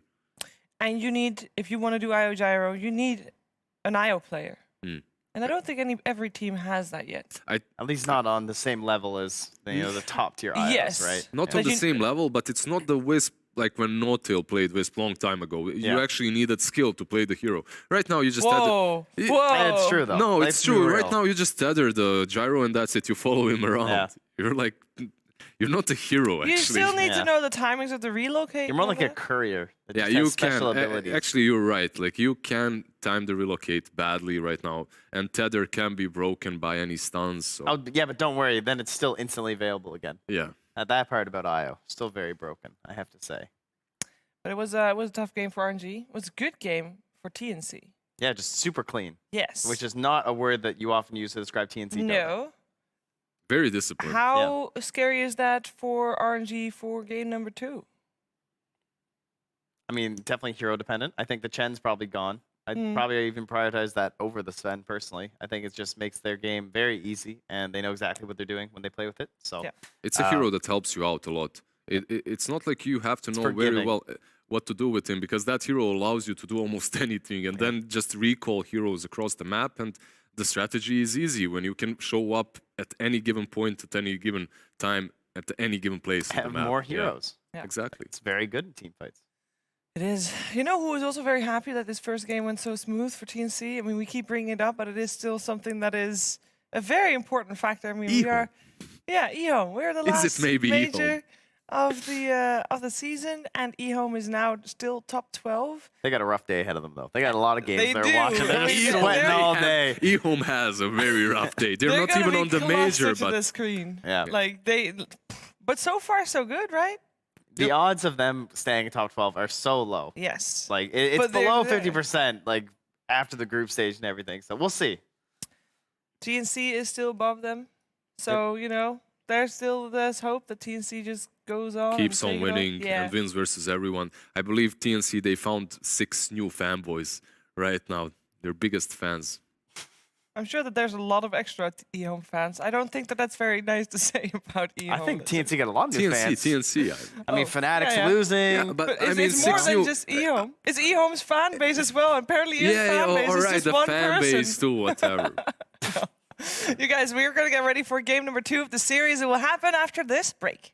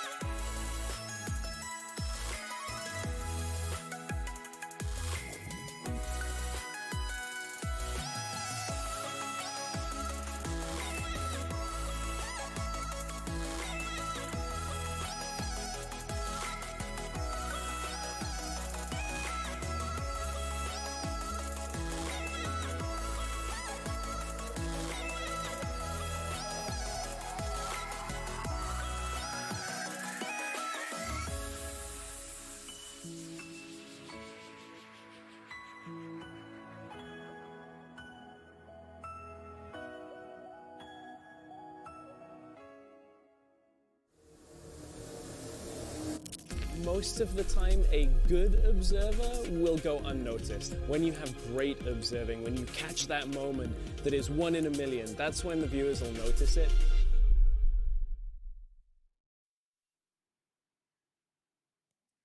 When you're playing Dota 2, you gotta know when to adapt, how to adapt. You know, you're reacting to live situations, and the same can be said of playing a Dota 2 tournament. You have to be able to adapt and to learn from what your enemy is doing and trying to find patterns and trying to intercept everything, basically. And that's what we're gonna see if RNG can do here in this series. We're in the upper bracket here for the Epicenter 2019. It's the last major of the season, a lot on the line.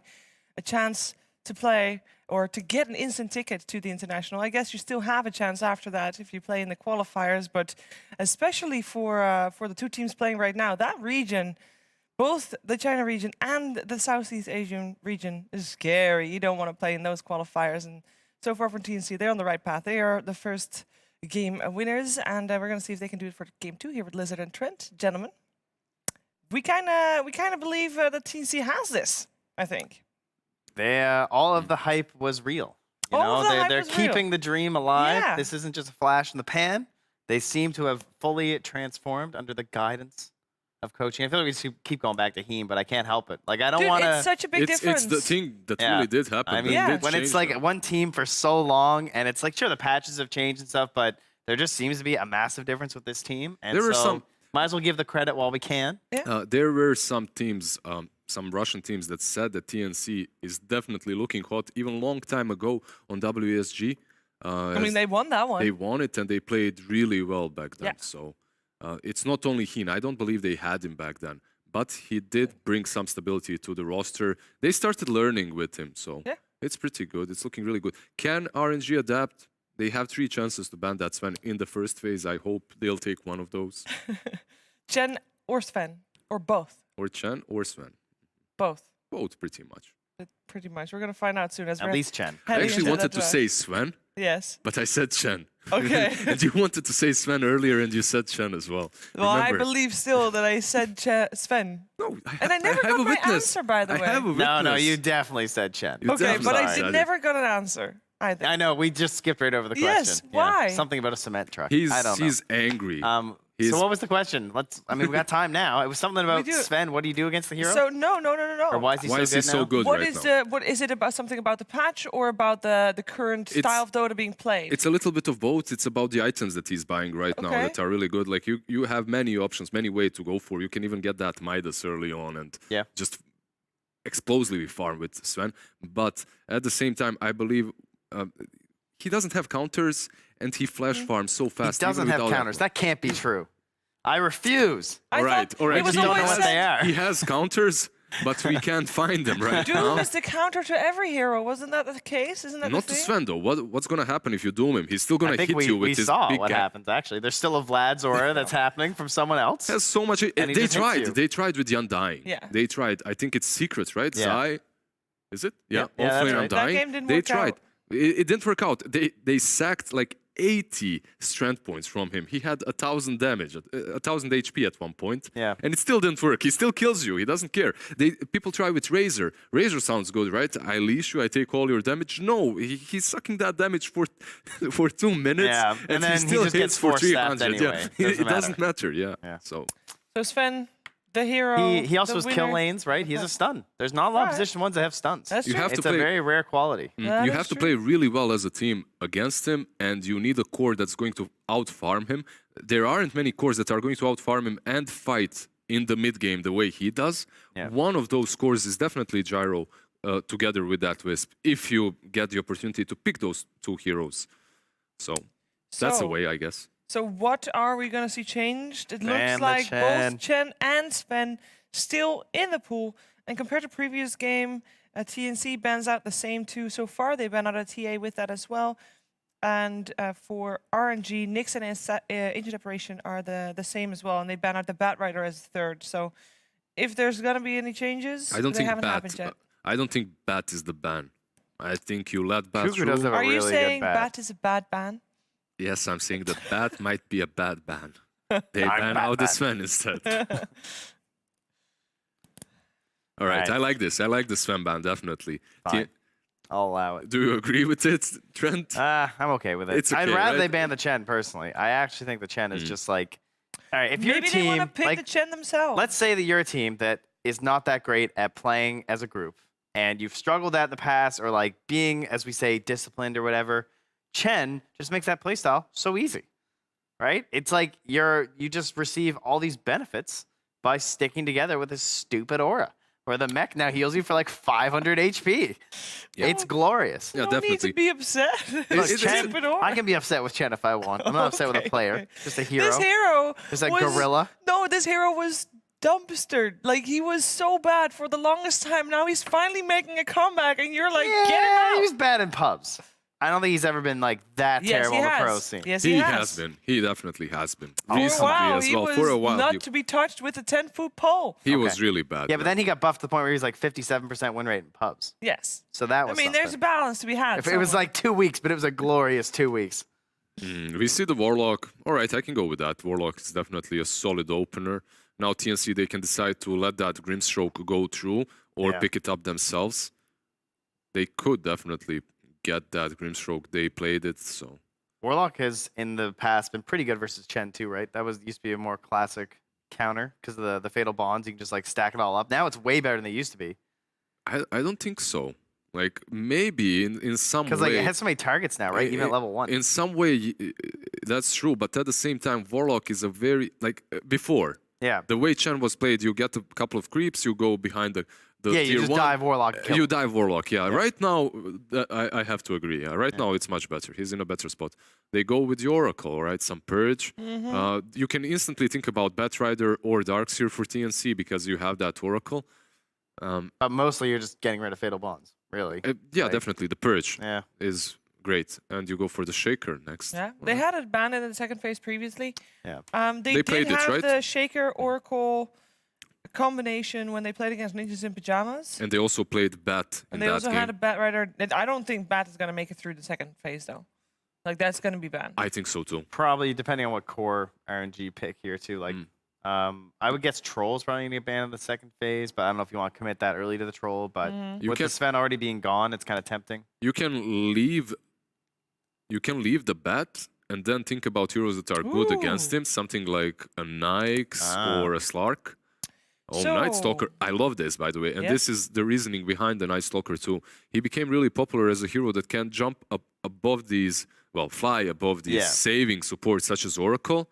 And you just find them, you Or AoE even Shaker silence them. too, right? Even it's Shaker. kind of like why Clockwork was so good versus Shaker too. But what's up right now? Like, I see some Clockworks versus Shakers, even GH I Clockwork think versus Liquid won Shaker. last night, right? They did, but it doesn't seem nearly as convincing as before. Yeah. A long time ago, you pick the Clock into the Shaker, he's done. Right now, it doesn't really feel that way. I guess Clock isn't as strong as he used to be. I think at the Dota Pit Minor, there was a big battle between RNG and NIP where they played a best of 3, and in all 3 games there was a Night Stalker because Yeah, I 3-3 is remember. the only other person that Yeah. really plays the Night Stalker right now, right? Like NIP using it as a team, and whenever they run this hero, they love the TA. She's already banned. Yep. And they had the Spectre previous time. They had it as well against Fnatic. There you go. Yeah. But Spectre with it's the usually Warlock all is about the good, vision too. game, right? It's just abusing vision, and that's what Spectre can do. That's what TA can do. I mean, obviously you've had some other heroes, but they don't really fit in here. Wraith King and Naga banned out by Royal Never Give Up. Actually, they do not want to go and think about that Naga any longer, so they just ban it out, saving themselves the trouble. Yeah. Yeah. The Wraith King was also the hero that TNC paired up with this support combination last time. Actually, one hero that we haven't seen in this series, but they have picked is CK. And that's really interesting. TNC is the only team that I see picking that Chaos Knight as TNC carry. and RNG. Yeah, Both RNG of them. also them, play that alright. hero They're too. the only 2 teams, actually. But yeah, and they were... But it's CK versus Warlock. Successful. CK versus even Night Stalker. Not Yeah, really it looks the a lot best. better for RNG this game, for sure. You see that Nyx ban Batrider instantly after. It makes a lot of sense. And now what do you have? You have PL, you have Slark. Those 2 are good versus Bat, but they're not really great versus Shaker too. Yeah. They're pretty good versus Oracle, though. At least the Slark is. Is Juggernaut not considered to be decent against Batrider as well? It's a valid pick, definitely. Yeah. Well, I'm thinking at the moment TNC is getting exactly what they want. And I hope for Royal Never Give Up the same thing can be said But their draft, even though they have done it successfully before with the Warlock and the Night Stalker, it's a little bit more of a question mark for me. Okay. Omni Knight. All right. Ooh. That's probably support Omni. You have that Heavenly's Grace to work with versus the Batrider Lasso. Yeah, but that's going to be like a Too 4 bad. Omni as opposed to the 5 that we've seen before. I mean, I guess, again, they're playing double 5, essentially. I mean, you can still Night Stalker on support. I'm not really. Yeah, I think it's just too bad. I don't love that. I'd rather support Omni, honestly. I'd rather support Omni, but at the same time, this can be mid Omni too. Yeah. You can do something like that, something weird. Mix it up a little bit. You can get the good matchup. But either way, they're going to have more than likely double support that can't initiate again. Man, Warlock and Omni supports. Oh my. I mean, if that's what this is, I wouldn't they draft need this to my worst enemy. Like, if I hated you, if you were the team that defeated me a million times, I wouldn't draft this for you, you know? And, yeah, we'll see. Maybe it's something else. But it does look a little worrisome, I will admit. They would need 2 cores that can really Chaos initiate. Knight. And I guess they feel confident. I mean, there's AoE silence, there's upheaval, there's bonds. There are bonds. Like, these heroes can deal with the CK. Yeah. But they feel, as you said, comfortable with That the is heroes. And I mean, they can get rid of the bonds as well. I guess they have a lot of faith in the Oracle and the fact that Shaker and Oracle are both able to bail CK out if need be. Yeah, but you have to be careful. You're playing versus Night Stalker. That Yeah. Oracle isn't as free to do whatever he wants to as, like let's say, that Chen in the last True. game. yeah. He was unapproachable. This Oracle, he can be just flown over by the Night Stalker and shut down. And the Lash now. I mean, Roll never give up with this Lash. This lineup looks a little bit more solid, I guess. You can have that Lash in the front and then support him with the Omni Knight, with the Warlock. It feels a lot like last game, though, where they just don't. I mean, Night Stalker is a big upgrade in terms of getting the backlines, but again, it's going to be the only hero, unless they can at least go for a little bit more reach here. Oh, do we like Leshrac? I think it's difficult to tell where it's going to go. Like, they might have to pick like an Ember here or something, and then just like an anti-CK hero, and then mix up who's going mid or safe lane based on the last hero. I guess it's also a hero with a solid stun, and versus the illusions, he does all right. Gives you some push, which they really lack at the moment. I'm not saying that I love their draft, but Leshrac is something that their draft needed, lacked. But TNC, again, looking much stronger, in my opinion, after these first 2 phases. Ooh. So, do you want a hero that you want a hero that can deal with the CK, right? Yeah, ideally, and So that's you something want Jug's something not with- that great at. No, and so you want something that potentially has cleave. Sven is banned. I know, but there have been people buying Battle Furies and Trolls first item, and I know that I mean, it Troll is is apparently alright. not that great. We do hate that, but We yeah, do hate that apparently, yeah, but it does come to mind. it does. Troll might work, I And guess. It's you not- get the axes. You know, you can make them all miss. Yeah, no, great. versus CK, it's all right, definitely. The lane might be a little bit complicated versus the Bat and the Shaker, but it could work. But, I mean, let's say this Omni Knight is position 4 and Warlock is 5. Warlock plus Troll versus Shaker and Bat. I think Bat has a huge advantage there. Troll is a good laner, but True. a few of Yeah. those stacks on him, and They you're can go going to see Battle Fury Bat. on Juggernaut. Yeah, Jug could Coming be back fine. to him. You get the healing ward as well for extra sustain. You said Leshrac needed someone else to push with them. Juggernaut could provide that. No, Jug is the most solid option. I think I'd go for Jug in this situation 2-1. Roll never give up. They have some more time to use for their last They ban. actually have a full-on minute to talk about what their plan is in this game, and most teams will use it as well. I guess they're thinking about Alchemist or Dragon Knight, something similar. Something that TNC have played with this Chaos Knight before. Now, which one would they ban? Which one would you be more afraid of? I guess Dragon Knight gives them some more stability, and pushing power. Alchemist is a little bit more on the greedier side, but these supports are so static, they can't rotate whatsoever, that the Alchemist should have a free game if it's picked. It'd be nice to have someone else that plays with the lasso too, like a Lina or something. Still like the Lina here. Yeah, they're lacking burst damage on TNC. They're lacking damage. It's like basically Overall, just they're the lacking CK. damage, Like CK is a crazy amount of damage, but it That's true. takes a while. That's true. They're severely lacking damage on the side of TNC, which is a flaw that I'm starting to notice. Deep into the reserve time. They ban out the sniper. So is this OD or wait? No, this is versus the Leshrac sniper. Okay, makes sense. Makes sense for that ban. Yeah, we mentioned sniper a previous game as a counter to the Leshrac. It's a Our decent TNC laner. didn't go for that, but They need something weird here. Okay, And they do OD. take the All OD. right, so it's going to be Leshrac on the Yeah. side lane. So it's They safe mix- lane Leshrac, and then the set. I mean, set to OD is amazing. He loves his OD, and But look at this lineup. but don't you man. have to buy like a BKB super fast for Lash? Otherwise, he'll just be squished and dead. And he's got an Omni and a heal. I mean, yes, but that's Leshrac in all games, I think. yeah, but I don't see it. I'm happy that I'm not the one having to give predictions. Actually, this is one easy to call prediction. I guess. yeah. Oh, the Wow, burns Shiva, from Shiver. Savage. Now I really hope RNG win.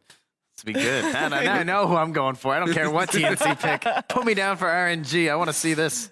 All right, no. What does TNC need to do here? I still like Lena. Yeah. Yeah, Lena is all right. Puck comes to my mind. Unnecessary, though. What else is good versus OD? Pugna, perhaps, as well, would help them push a little Ooh, bit. that would be Also, pretty he's a tight. really good hero Pugna's versus actually OD. gross here. Yeah. The anti-OD classic versus a Leshrac too. Versus Lash, too. It would be really good for them. Pugnas usually don't like a lot of chase, but I mean, there's only really the Night Stalker, and he either has to chase the Oracle or the Pugna. Yeah, And you can so one will just save the one will other. save the other, yeah. It would be really... Instead, they go with Okay. the classic Lena. A good call, Trent. Either one, they're good, I think. Lena a little bit perhaps safer in terms of like the mid game if things don't look It that gives good. them that burst that they Yeah. lacked before, so All right. that's good, too. Tell me, what does Royal Never Give Up? What kind of timings do they need to hit? What kind of things do they need to do? What is their game plan in order to win this game? They need to pick another support. They only have 5 heroes to work with here, Trent. Oh no. I like it when a draft confuses me, and I don't know what they're doing, because that's generally a good sign. When you Is lose, it? when you lose very hard, you can Yes. just do whatever. You know, No Tail said it long time ago. When Yes. the game goes full, You go. yeah, you just go with it. I Chaos, go. Yeah. Yeah. I go. So I go RNG.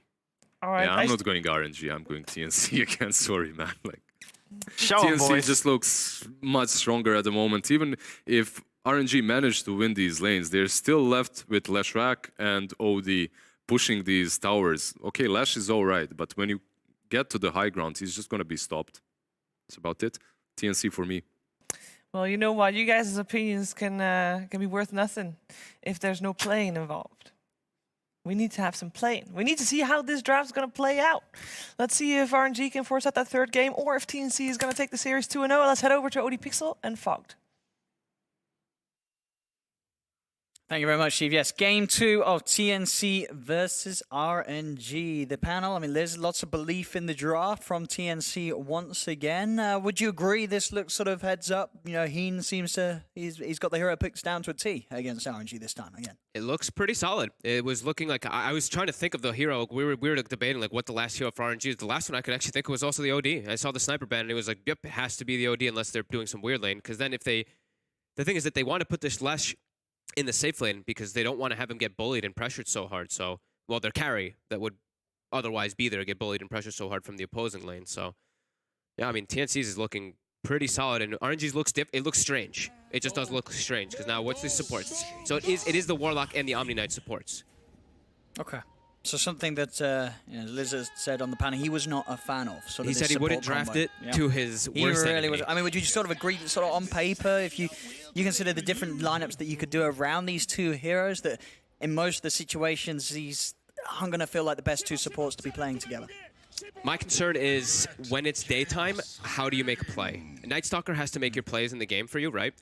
Well, Lesh, if he comes off to an excellent start in the game, then Lesh can move around a lot, but your Warlock and your Omni Knight can't make plays. They can't look to go gank, you know? It's like, what, an Omni Knight's going to walk up with Degenera? Like, you know, these things just don't, they're not real. You're more there so for the overall game plan where you're Heavenly Gracing, pulling off the Bat Rider lassos and stuff, but making plays, I feel like is going to be hard for RNG. It's like, it's all up to the Night Stalker. If he gets shut down and he's not really having a good game, and it's 5 minutes and he's weak, I'm concerned. TNC, they do have, yeah, very strong lanes, and we see them already setting up. They're setting up this aggro tri-lane to position. It seems like that this was probably expected by RNG. I mean, Omni, for instance, he has started out with a stick, so he was expecting the bat lane, and And that is what they're getting, so... Even though, yeah, TNC choosing to go aggressive, RNG do seem to be prepared. Yeah. And they themselves feel that they've also got the lanes that they're happy with. And the reason I was saying I just remembered the whole reason why. The whole reason that they didn't want to put a regular carry in the safe lane, like the troll or like all the panel is suggesting. The jug would have been okay, but it's the reasoning behind the Bat Rider or Shaker. You put a regular traditional carry down there, and he's just going to get abused by Bat Rider. They're going to just change the lanes up. So this causes some switching up to happen. But now also talking about, there's an OD as the last pick. A hero that's good versus OD naturally in the game is Bat Rider.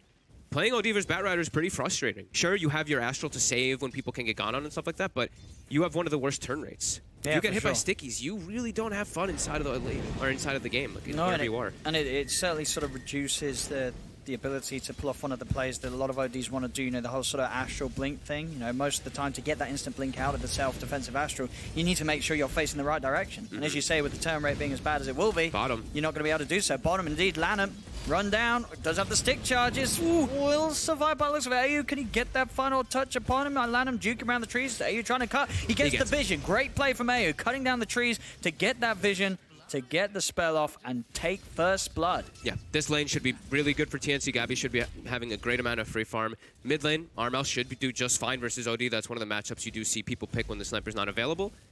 Top, I feel like Monet is going to farm fine up here, though. He's versus a Bat Rider, and there's an Omni behind. So every single time those stickies add up, you just remove it. See how much Monet is able to do with a good Leshrac start. You know, it was a hero that we expect to see being played very differently to how his Naga Siren was in game one. Be much more active and across the map as up top.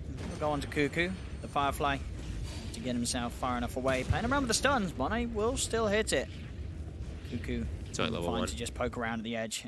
Level 1 Edict has been, you know, nerfed after that one patch where we had it being ridiculous. It did get reduced a little bit there.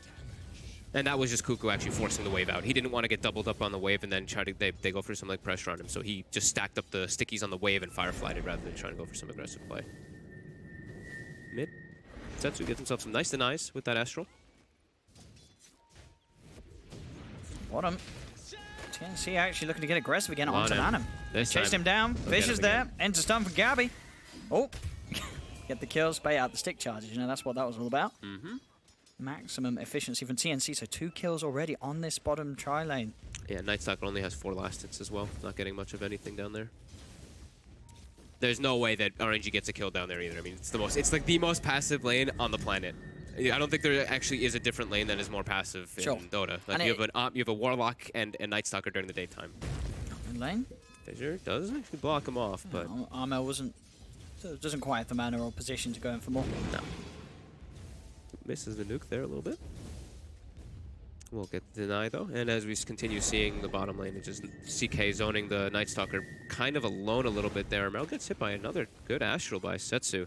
But yeah, bottom, every single time he can't walk up to get many last hits. It's too difficult for CK. I guess if you're RNG, you can't really change anything about this laning situation because you cannot afford to take the Omni away from the Lesh, right? No, he cannot come down here, and even if he does, then you have this very awkward tri lane that, as you say, sure, you're going to keep the Nightstalker alive, but you're not really able to do anything offensive. Yeah. He's staying alive anyway. You know, Lanham's going to eat the deaths for his teammate there. He actually gets a nice side pull off too there. They will be able to secure all the last hits though, as AU will use his nice Purifying Flames as well as the Fortune's End even to secure the last little range creep there. There will be Midas again for Gabby. Did they get the fissure block this time? No, they didn't. The bonds are attached onto him, but there's not a high HP big creep, and AU's got the dispel anyway. They're actually looking to make a bit of aggressive poke back. See Mick getting close to that point where Marmo, once he has the 6, that's where you've got to be careful. As the OD, careful how you use these Astrals. Make sure you do have it in case you do get caught out by the combo yourself as top. Cuckoo getting aggressive, getting 6 napalm onto the 2 of them. So that Heavenly Grace is only going to be able to help one. As Arfu himself will still have the stacks, but up bottom lane again, Lanham caught in the trees. That's the 3rd time he's died in the 4 minutes of this laning phase down bottom. Yeah. Not a great lane at all for RNG down on the bottom lane as the aggressive tri lane of TNC is working its wonders. Yeah, he keeps stepping up forward, and he also, we see it's of course, he went Fatal Bonds, and it's almost 5 minutes. He's still level 1 on the Warlock. he actually, like, he can't, like, Shadow Word, right? You can't do Shadow Word in this lane because you're versus Oracle. He's just going to dispel it off. We've seen that come out as Cuckoo. We'll get to grab it. RNG will be able to at least secure their own up top. 3 for 1. But yeah, elsewhere TNC getting the majority. Try will be used, but already we see Armel starting to get that little bit of a lead up on Setsu's farm in that 1v1 in mid. Nighttime, though Flyby is actually a hero now, a little bit. His nuke is relevant. But as you say, with sort of the lack of CS, he's not really got any item to make the play, no sort of early phase boots. Ooh, Setsu is trapped on the high ground. TPs are coming across as well. He's trying his best to run away from Tims. Ayub, he's going to have the root. Out it goes. Is it going to buy enough time for Armor to get him with a light strike ray? Yes, it is. Good duration with the fully charged up Fortune's End. Setsu in trouble, blocked up as well by Tims. He's getting himself up to the high ground, but Gabby, he swings across, ready to join in the glory. As the 3 of them surround him, Setsu cannot escape. Gabby's going to be the one fortunate enough to take that last touch, get himself that bit of a bonus gold. As 4 kills now for TNC. Setsu being the one to go down there, as these lanes off to a sweet start once again for TNC. Yeah, the play, like we said, the playmaking for RNG, it's not there. We're not going to see them really being able to make any plays except for big team fights, perhaps, unless Night Stalker is able to find something. It's just very hard for them to make plays with Omni Warlock supports. And that Midas on Gabby is going to be very quick. Yeah. It's still going to be on track to be sort of the 7-minute Midas. And he's getting away with on this bottom lane that TNC have managed to just compose perfectly. Top lane to Cuckoo. Looking towards him, but with the Fireflies deep into the trees, it's very hard for them to really chase him down. You say Flyby is the one that they have to rely on to lead in and get the vision and the setup. Monet tries for the stun, will manage to catch out Armel, but nothing that's really going to allow TNC to actually be under any sort of threat. RNG cannot dive in upon this and we'll just hold them back. I thought Flyby would be 6 before he tried to make that move, because then you can just, you pop your ult, and even though it's nighttime, it doesn't matter. You walk through, and you're just gonna be able to focus fire somebody. But yeah, he does it before he's 6. Don't think I saw him have a point in the silence either, right? I think he's 3-0-2, or did he actually take the 2-1-2? I actually didn't see. He's 2-0-3. Okay. Let's try again onto Cuckoo. TP gonna come in, fly by. He's gonna get lassoed. He's dove for this. Root's out. He's dead. Arfu cannot help him out in time. He's getting blocked off. He's heavily graced himself trying for the TP, but the fish is there. TNC, they pick up 2 more kills. And RNG, it's not looking great. So look, that's your Night Stalker's moves. Your safe lane Night Stalker. That's your safe lane. In the nighttime to make those moves, and you're now at a 2K deficit. Oh boy. Still early, the Lash is still farming well, but yeah, your Night Stalker, just his first few rotations end up actually just getting you killed. As TNC continue to farm gracefully on their cores. They're gonna refill the bottle mid. Have that threat of that Laguna Blade potential. Yep. On Armel and the Juicy Rune as well. Arcane Rune ready to be bottled up by Armel. He can very much look to make a play. Oh, okay. Yeah, Cuckoo wants to be the one to take it. He actually I think he just robbed the bottle away from. I think he did. He said, "Hey, give me your bottle." I mean, hey, to be fair, he did refuel it for Armel, so it's only fair that he takes it afterwards. It's also Arcane a fair Rune trade. Is the best rune. Arcane and Haste Rune on Bat Rider are absurd in the early game. He's just diving you with what? I mean, ridiculous uptime, I guess, on Firefly with the Arcane. And Sticky. You can just spam your Sticky nonstop. Dodges the stun with the Phantasm. They're trying to make a play on it, Gabby. But yeah, Gabby's got to be quick to send them flying right back, because they cannot really go on this Chaos Knight, who has got away with rushing the Midas. Yeah. Pretty much got the money for the treads, the one. He's got those early sort of stat items. He's not an easy kill to get. No, their only real chance of getting a kill on him is if they bring the Leshrac over. If they need some sort of early game damage output, the other heroes don't offer that. This one they should be able to get here, Tims. There they go, 3 of them. There's Tims. He will fall. They'll get themselves their first kill on the board, RNG. Cuckoo as well could be in trouble, Monet. Steps up forward. He's got the stun, and he's got a second one. Okay. RNG able to get 2 kills off TNC there, as TNC with a sort of a flavor of the past there. Those little positioning mistakes that will cost them. The first one, that will happen. Tims is in, but Cuckoo just kind of walked in and died. That was just a bit strange. RNG grouping up. They really want to emphasize trying to get an early tier 1 here. That's they Tims. have the nighttime too. He's coming in.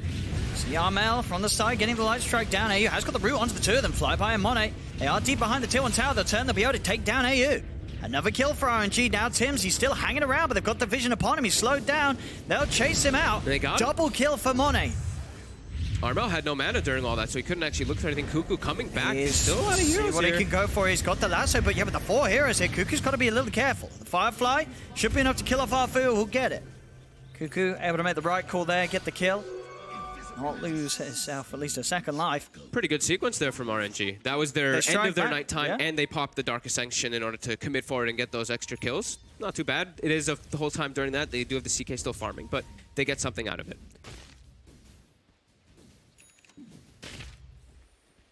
And yeah, Armel not having any mana. He was farming jungle for a very long time and not having his bottle, of course. Google did still have it for a bit there too, so didn't have that extra mana for the Lina to look to try to turn it around as, yeah, RNG get themselves a little bit of space. I think they wanted to try to get the tower out of that as well, because they want to get early towers. You have Leshrac, that's your pushing power. You have an OD in your lineup, so getting those early tier 1s is very needed because your Edict is your only pushing power. Making the move now towards Armel up top. Line has been drawn. I don't know how they set up for that one. They don't have a Night Stalker, they do not have nighttime. Yeah. And that's pretty much the only way they can get on top of these heroes to make those sort of plays. As we saw in the mid, a lot of it down to flyby, being able to just charge straight past the tier 1 tower and over the trees to get the vision. They want this Night catch. Stalker. This is an easy kill that they can go for here. No, he's at his weakest at the moment during the daytime. Dragged back into the light strike. Flyby is gone. Another kill for Gabby. His farm continuing to accelerate as he sits at the top. So similar for TNC, they don't also have the best pushing. They have to kind of just force it here. So after getting that kill, they have to get something else out of it here. Push this tower down too. And they're looking to defend their towers too. Cuckoo already setting up for that mid. Monet's already in the area hunting. Cuckoo has to be careful. Doesn't have the Yule Scepter finished up just yet to be sure to set up the stun, but gets the Edict off onto that tower, and it is quickly cleaned up. Toying with the idea of the Golem, but TNC were able to step just that far enough away from the creep wave. TNC glyphed really late. They actually didn't get their glyph back. I think they glyphed to push bottom or something, but yeah, now they don't have a glyph for tier 2. That was like very late glyph. It was like over 6 seconds after the tower died, I believe, or 5 seconds after. When they trying to take advantage of that, they've got this Dark Ascension too. Diving in onto Tim's, it is pretty deep. He's up towards his tier 3. We'll see. Yeah, RNG, they're not going to want to dive that any further. They know that there's going to be a reaction from TNC. They just get another tower, though. Edict just crushes through it. And yeah, no glyph. TNC wasting that one a bit there. So RNG getting a lot of breathing room here as they've cut that gold lead from near 3K down to less than 1. We'll get the money for OD to have the completed blink dagger as well. So okay, now they look for those plays, that catch, yeah, the setup required to allow time for Monet to come in as the Leshrac. Absolutely. Yeah, the blink on that, and then Monet with that Yule Scepter. Yeah, they're going to have ways to actually set up for kills besides the Night Stalker now, which is very important. Lanem also getting space to finish up a Midas, going for that greed.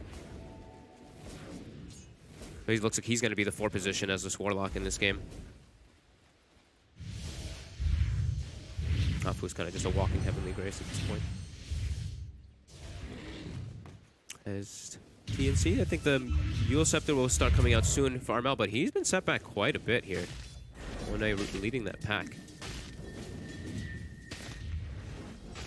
And for TNC, how sort of the time is looking this game? Is this a match where you're confident in the CK scaling against this Lesh, OD, Night Stalker Tricore? Or is there certain strengths to be had for RNG at the later portions? I think you're fine with Gabby. I think for Gabby, I think you're fine going into this one later on. Like, yeah, you're not in too much of a rush. At some point, 3 heroes are going to be kind of strange versus it's just the one thing is it's just the fatal bonds can change a lot of different factors, but they do have Oracle. So I'm just like, they have a lot of ways to do the dispel, right? He can phantasm it off, he can get it dispelled off, he can get an Oracle, Oracle ulti. A lot of different ways for them to remove those bonds off of the CK in particular. Lanham, he's been sort of quietly farming away. He has now got the money for his Midas. Soon, 50 away. Very, very close. Cuckoo, he's eyeing him up. He wants to kill him. Lanham's like, please no, don't kill me right before it. Setsu will be there to save him. Cuckoo's sort of jumped for the bait here, as there will be the turnaround. Moni comes in with a TP, and Cuckoo, he's gone. I mean, even without that, Lanham, as you say, Warlock, good strength stats. It wouldn't have been a quick kill. It would have taken time, and Lanham, he had the rock. There was always going to be potential after the lasso for him to turn around, call in TPs. So yeah, Cuckoo, he made a bit of an awkward jump earlier in the mid lane, and up top as well. He's got to sort of hold it back a little bit. Some of these deaths are being pretty painful for TNC. Yeah, they're using this time actually just to farm. You know, this was the daytime where you could maybe see TNC look to try to maybe do some aggressive plays, but no, they're just trying to farm up. They want to get that Eul Scepter finished up on the Lina, which is now done, which will make plays actually possible to do. They're finishing up, I believe, the armlet was done now on the CK. So now they can now look to make some moves on the map, but it's nighttime now, so we could see RNG respond for sure.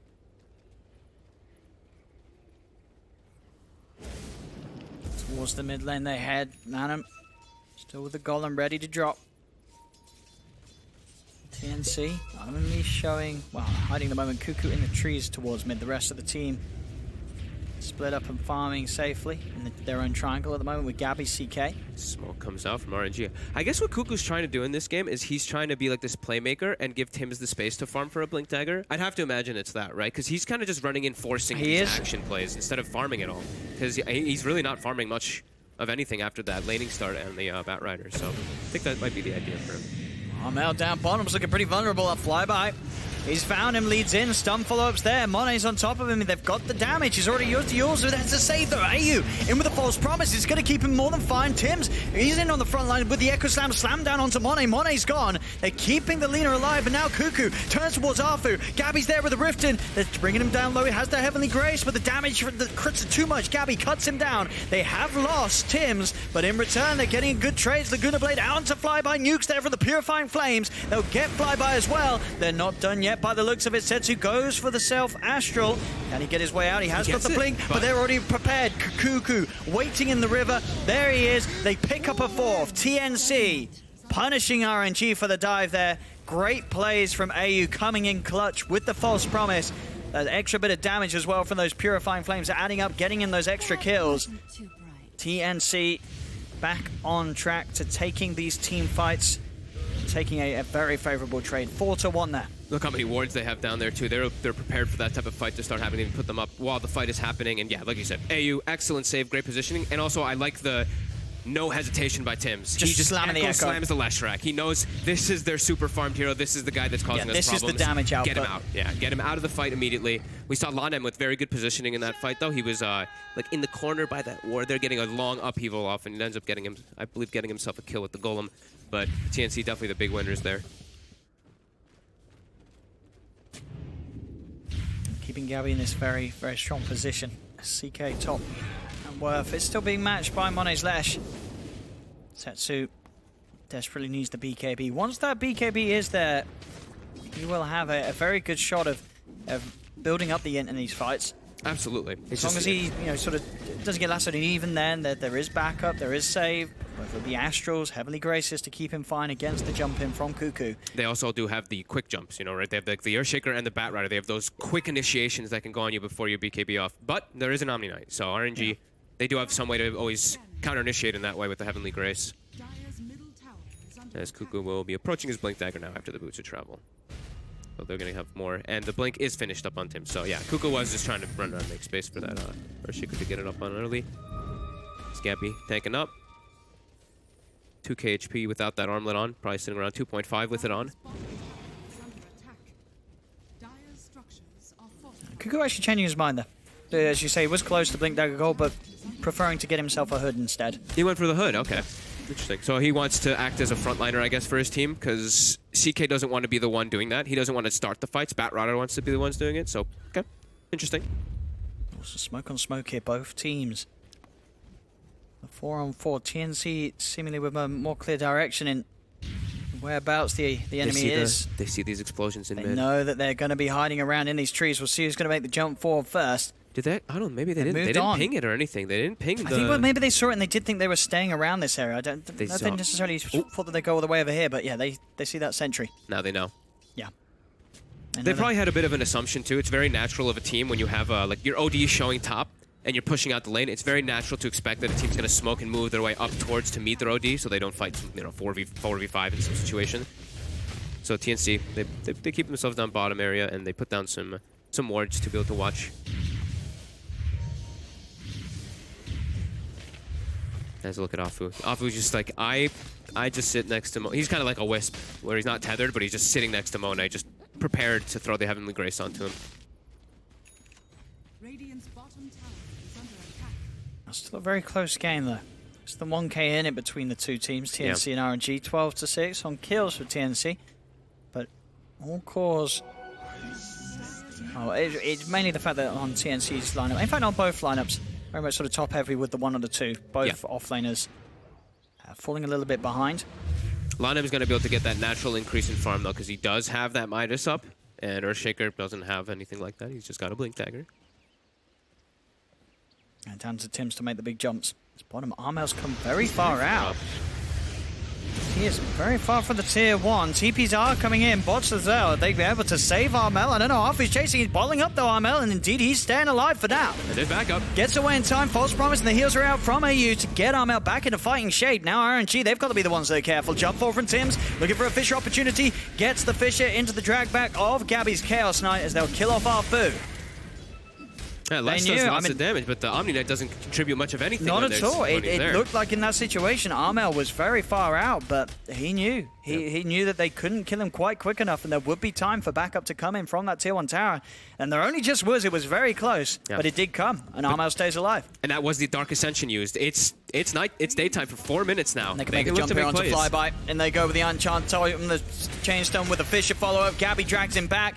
Position free Flyby Night Stalker, dead as well. Another pick for TNC. They can turn this into the push immediately into the tower mid too, since it was right next to it. It's gonna get glyphed up, make them take a little bit longer time. So immediately Setsu pushing out top quickly. And the OD should be approaching BKB in the next few moments, about 4 or 5 more minutes or so. But we do have Armel is finished already on the Lina with that BKB, so protected a lot from that left Shrek and that OD damage that can come through. Could be a big timing here for TNC once Gabby has BKB as well. They just look to go immediately. Might be matched with Setsu's OD's timing on the BKB, but Monet, not quite there. How's he doing? Yeah, he's going to be having the next minute or so.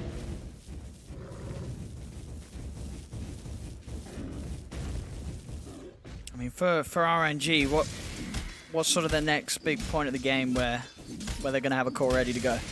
I think it's just the BKB OD. BKB OD, wait for Dark Ascension, maybe look for a play. At that point, you want to play? Like, you don't want to sort of wait for anything else? Or do you think if you're RNG and you end up waiting for sort of the bigger late game items, you're always going to sort of hit a bit of a brick wall against TNC's item progression?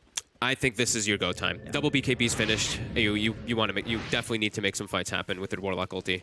Try to get some more objectives taken out here to get this bottom tower. It's very nice that they have the top towers taken out, but they need to get these bottom. And yeah, they're smoking. They don't want to keep sitting back, time building up. They don't have your natural traditional carry hero. They don't have they have 2 int heroes progressing into the later stages of the game. Sure, they scale well, but still very scary. Monet. He's trying to stand his ground and go for this tier 1 tower. Gotta be careful. There's a lot of members of TNC. Fissure trying with the flame break knockback. Not going to happen. On the side, there's the BKB pop to Setsu. Commits onto Tim. Shaker's out of the fight. Can RNG get more? Flyby leading forward, trying to get on top of AU. The Fatal Pond's out to the 3 of them. Self-yours, the Dispel keeps Armel safe for now. Cuckoo's able to Firefly out of the trees into safety. Gabby's now turned up, so RNG's got to be careful. BKB, of course, unavailable for Setsu after being used. Have to be a little more safe on the OD. Still, though, RNG are sort of teasing a push forward. They will now retreat back away. Yeah, Ascension's they've got what they came for. Yep. Try to push the advantage whenever they had the Ascension up. They could get that vision of the Earthshaker on the sidelines there, so Setsu was able to just blink forward, get the kill. Level 18 now as well. But yeah, they have to make those aggressive moves. Just try to claim some towers with these BKBs. Just you don't want TNC to just sit back farming with this CK. Even though you have some heroes that are decent versus the CK. Sure, the Omni Knight or the OD as well as the Leshrac. They're pretty decent. It's clear those illusions as well, but your damage can get to a point where if you have hearts and stuff, it gets really hard because they just have so much lockdown. Your lockdown is quite limited on RNG. It's your Golem as well as your Lesh Stun. TNC has a lot more of that disabled. Close game though. We did see a bit of a lead in XP for TNC. About 6k lead. Extra few levels between the few of them for this one. S&Y getting closer on Gabby after the BKB armlet, so a lot of stats on this CK. It's going to make him a Bit of a tricky target to take down, especially with the backup of AU. Yeah. As each and every fight where Gabby's been able to get in, RNG haven't really been able to put a stop to when the CK turns up to the fight. That's sort of the points where RNG has just had to get out of there. Yeah. I'm wondering if RNG maybe decide like on flyby to get something. There's a little, I mean, it's a little crazy, but we have seen it. It's a blink dagger to get to the back lines, get on top of the Oracle and the Earthshaker with your OD so you can get the silence on top of them. I think this is definitely a must against these saving heroes.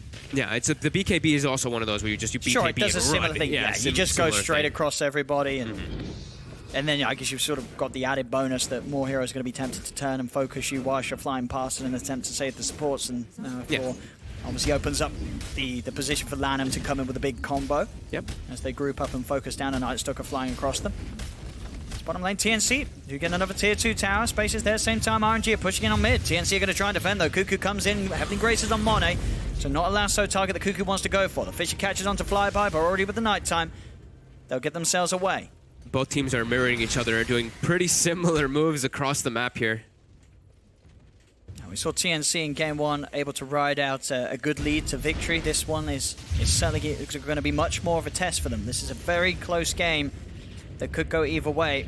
See if TNC can keep their cool, keep the advantage, or if indeed RNG with the power they have to just get on top of the more vulnerable heroes of TNC is going to be enough to allow RNG to take this game 2 and push it to game 3 this series. The only thing for Afu, the scary thing for Afu that is at least, is the positioning, of course, because you don't have your own way and you have to be very close to cast your Heavenly Grace, which probably puts you in the range of the Echo Slam, which means you're going to cause more damage coming out onto whoever that is. So that's the second BKB finished up now on RNG. But they can look to fight again. They've got it all up. They've got Nighttime. They've got Dark Ascension too. TNC also, I think they can also look to take fights. It's so much on initiation is the big thing, is who finds these backline heroes or who instantly loses a hero at the start of the fight. We got big items for both teams. Blink Dagger finally done on Cuckoo, but Lanham rocking that Midas.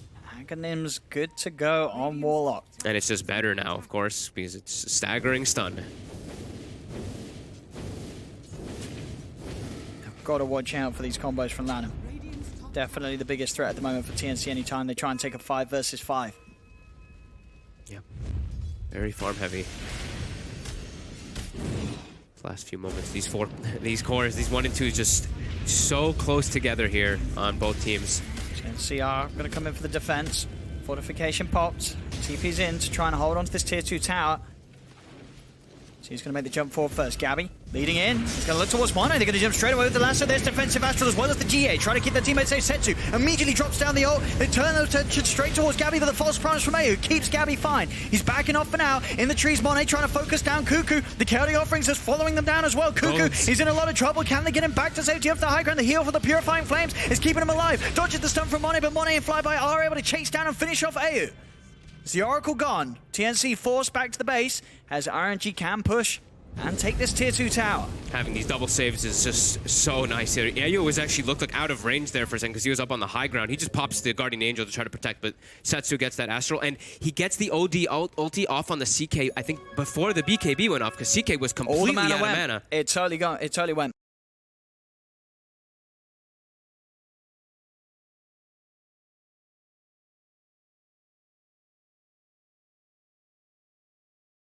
Yeah. So his fighting potential.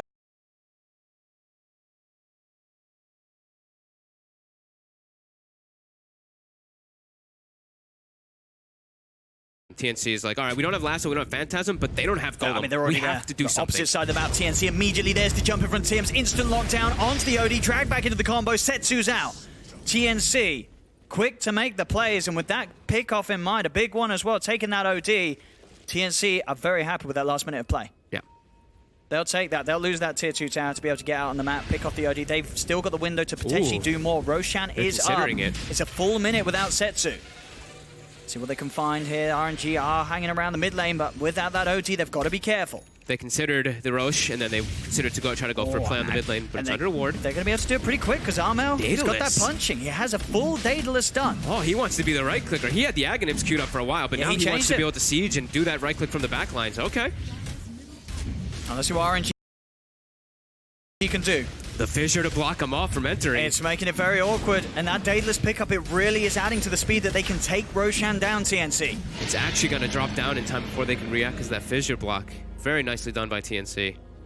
As they take advantage of the timing. They really do. When that golem is down. As I say, they will absolutely concede that tier 2 tower for that bit of trade back. Yep. Kill on the OD, and Aegis picked up. They'll happily take that one. 30 minutes as well. They'll be able to get 3 of the 4 bounty runes. So what's going to be like a Dragon Lance, a Hurricane Pike build after that on the Lina, I'm assuming? I didn't see actually what you queued up. It has to be, because he has to have the distance to be able to right-click onto the OD, and it takes too long to get the attack range down. Yeah, he had the Dragon Lance. Yeah, he has to, yeah. I mean, that's going to give him... That's going to be kind of a turret in the back line. It's a lot of damage. Now that you don't really just have to focus on getting on top of AU if you're flyby. It really is this Lina. You have to be very, very selective about who you prioritize as the Night Stalkers. You know, as we said, he is the hero that can really sort of put a stop to the flow that TNC tries to get going in the team fights. Yeah. There's still Guardian Angel, though. So Daedalus can get completely negated. You know, your damage that you're coming out from there if they don't get AU before he gets it off. But we see this daytime kicks in. 4 minutes left on it. Of course, you do see that Night Stalker flyby. He's had this gem for quite a while now, over 5 minutes. Setsu has got the Hex. So another great item in terms of being able to get to the back and instantly lock down another. Between him and Flyby, they can just get straight in, take the Oracle and the Lina out of the fight. They're going to be in a good place to go then. And one team fight can change a lot also, this game too, because... is still very close. Yeah, it's just like the Warlock, too. Lanem, he's got the 60% XP gain ton. He's going for a scaling build on Warlock, and these golems are no joke.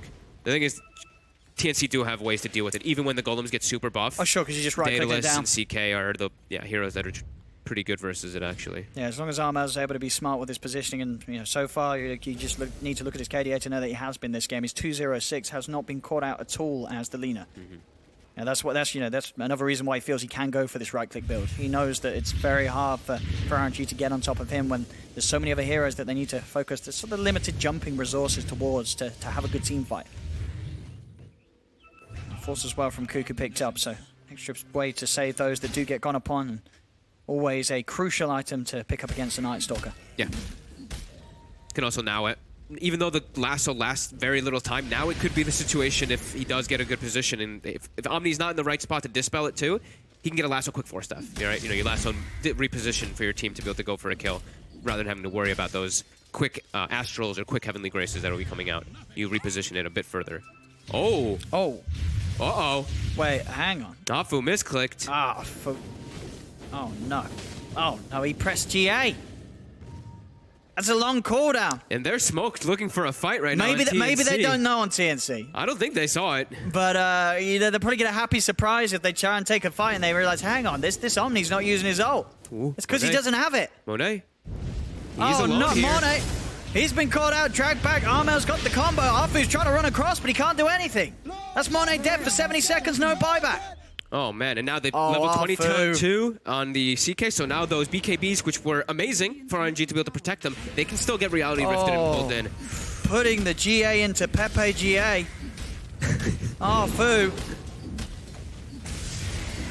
Oh, no. Oh.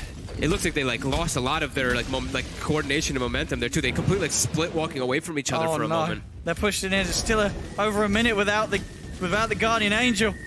Lesh too, 40 seconds still. TNC really capitalizing on this one here. It's still only that 1k gold advantage, but this tier 3 is dropping very quickly. Bonds are out. That's pushing on. He removes the bonds with the Phantasm off himself. And this is a Rax. They're getting it. They remove the bonds off of Armel as well with AU. And that's the set. Oh, no. In a quick RNG series of events. Uh-oh. Well, at least, you know, for Afu, he can also blame Monet as well. Like, dude, you haven't got money for buyback, man. What are you doing? So, you know, but this isn't great for the team, you know, sort of environment. No, not after the last few moments. It's going to be a little awkward in the RNG camp at the moment. Yeah, it's like 2 or 3 situations. After they had that great thing happen, they were keeping it even. They were keeping this game very close. It looked obviously a million times better for RNG than game 1, but 2 or 3 slip-ups. This ain't great. Yep. They're going to go for themselves a smoke here, but there was a ward. I think it may have caught the edge of it there, as TNC did have it inside of that ancient camp there. They're still looking to hunt here, but TNC, they're all walking to the base. Sit in the high ground, sit on the base, don't let yourself get caught. Now RNG's trying to catch him here behind the tower. Courier. Hey, what's going to happen? Anything nice? Keep it over to the shrine, actually. Cuckoo's coming in. He's going to get caught out in straight away. The smoke into the Hex. He needs backup, and he needs it now. They're coming across. Cuckoo's going to be able to get the force up to the side. They're still focusing him down. They'll get him. That's the bad out of the fight. Flyby moves over towards AU. He's got the silence upon him. Another force from Armor trying to spread AU to the side and keep him safe. Allows him to get the chance to cast False Promise upon himself. He's fine for now. The Chaotic Offering. They're both down on top of Armor. Armor pots the BKB. Desperately trying to run away. Flyby's still on top of AU. He's trying to finish off this kill. And got Setsu's in. Hex out as well. BKB's popped. He looks towards Gabby. Gabby pops the BKB. The damage slips down, but Gabby with the physical damage comes out towards Setsu. The GA is back though. Arfu's able to pop it out. Tim's jumps in with the combo. The magical damage is there to kill Setsu. Setsu's gone. RNG trying to keep the fight going. Maybe a bit unwillingly as this Monet Ledge being dragged very deep into the base. The heals are there from Arfu. Armel's dead for 70. He has not got buyback. TNC, can they punish this dive from RNG? Jump forward from Cuckoo, a Fisher out onto Monet. The Golems are still out. They have to be worried about this Chaotic Offering damage. They have to dispel the hold as well. Focus down on Monet. Monet's dead. Now turning towards Arfu, but Arfu's got the backup of Flyby and Lanham. Lanham with the slow, the upheaval, slowing them all down, allowing Flyby to get back in towards the base. He's on top of Cuckoo. Cuckoo gets the Firefly just in time before the silence is upon him, so he will get back to the fountain. Tim's as well. Everybody else will manage to retreat. The Golems fight on. They'll be able to kill them off here with the help of the fountain damage as RNG will back off and away. Oh my god, what a crazy series. Cuckoo with the buyback, pulling at Monet all the way into past the tier 4. Completely messes up his team being able to try to get anything there. And look at that. They don't get almost anything after killing. TNC will take that. Yeah, they keep the tier 3 tower alive. Wow. An added bonus as well. Setsu actually bought back with intention to get back into the fight. That's an OD cooldown, OD buyback now on cooldown. Yeah, and he clipped Armel with that ulti, with that Sanities. He clipped Armel just in the back lines there and was able to clean him up. But yeah, spends his gold on a buyback. This is a big winner. As soon as TNC are back up as 5, they can abuse 6.5 minutes where they kill this OD. You know, they've already taken a tier 3, then the racks in mid. They could even close up the game. They have to be very careful now, RNG, with this, with Setsu's OD. Especially the next 60 seconds in particular. There's no Chaotic Offering either, so they have literally nothing at their disposal. If they get gone on by TNC, which is likely, because TNC, they're not so reliant on their cooldown still. They have everything up anyway. They're definitely going to look to try to go for something here in a moment. They have bottom pushing in. They're going to look to push in mid a little bit too. They might even just force it. I think they might even just force bottom because they don't have the Chaotic, huh? They look like they're making that move. First, gonna take a look at the Shrine. Clean that one up so they can't get wrapped around too easily by RNG. I've got to be careful. Setsu. He is the big target for TNC. Lose this OD. You're in certain danger of losing the game. We see a Refresher finished up in a second there. There it is. Oh, goodness. Refresher Warlock. So double bonds, double rock. He's carried a few games in the past. This is going to be another where he may just be able to do so. The power of the Warlock. He does not have mana for both. And he sold his Midas. He does not have mana for both, though. He has just short of it, but 9 mana. They've got Arcane Boots on the team. Yeah, he has Arcane. Or maybe he'll get like a Mango. He'll be able to do it. He doesn't have Arcane, but surely Arfu does, doesn't he? Or does he not? I can't remember if Arfu. We'll see in a bit. He's going to need some stick charges or something to be able to just push him up that level. I'm sure he'll get a full one pretty much in the start of the fight. It's 16.5 mana per second as well, too. So it will be like slightly staggered between the ultis anyway. Which is fine, you know. Yep. Stagger the stuns anyway is always good. Get some in before the BKBs, get some in after. TNC all grouped up here. Be able to get themselves one of the D wards, but not the secondary one. And now they have a positioning item on Afu. Okay, so he can now be a saver rather than relying on Setsu a lot of the times, it did seem. He can actually be that one to sit in the back lines and get a blink to grace off. TNC mostly sticking together. Tims did buy a Shadow Blade in this game, but as we've seen several times for the last 10 to 14 minutes or so since that gem was picked up, Flyby is still just able to train and run down people with it, even versus those glimmers and saves. Roshan coming back up as well in 20. Yeah.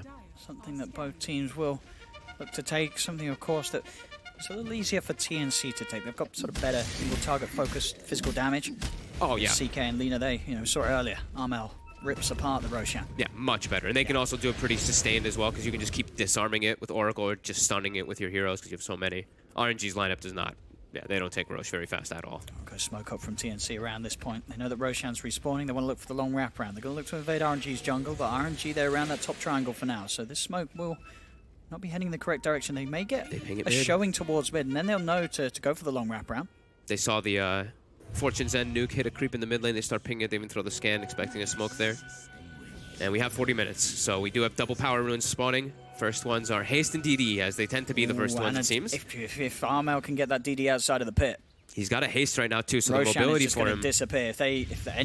We'll see if anyone is able to catch wind of the DD being top. Surely someone will check it out. Obviously, at the moment, TNC focused on just making sure that they don't get an awkward movement towards RNG. They know that RNG are in this area. Mone's going to show. This is important for TNC, what they just did. They bought a gem at base with the Earthshaker. Cuckoo TP'd back with Boots with his TP scroll. Boots had traveled back in with the gem. So now they can look to clear up those wards that have been sitting on them a bit. They're moving into the pit, RNG, but they don't do it too. I mean, are they even going to start hitting it?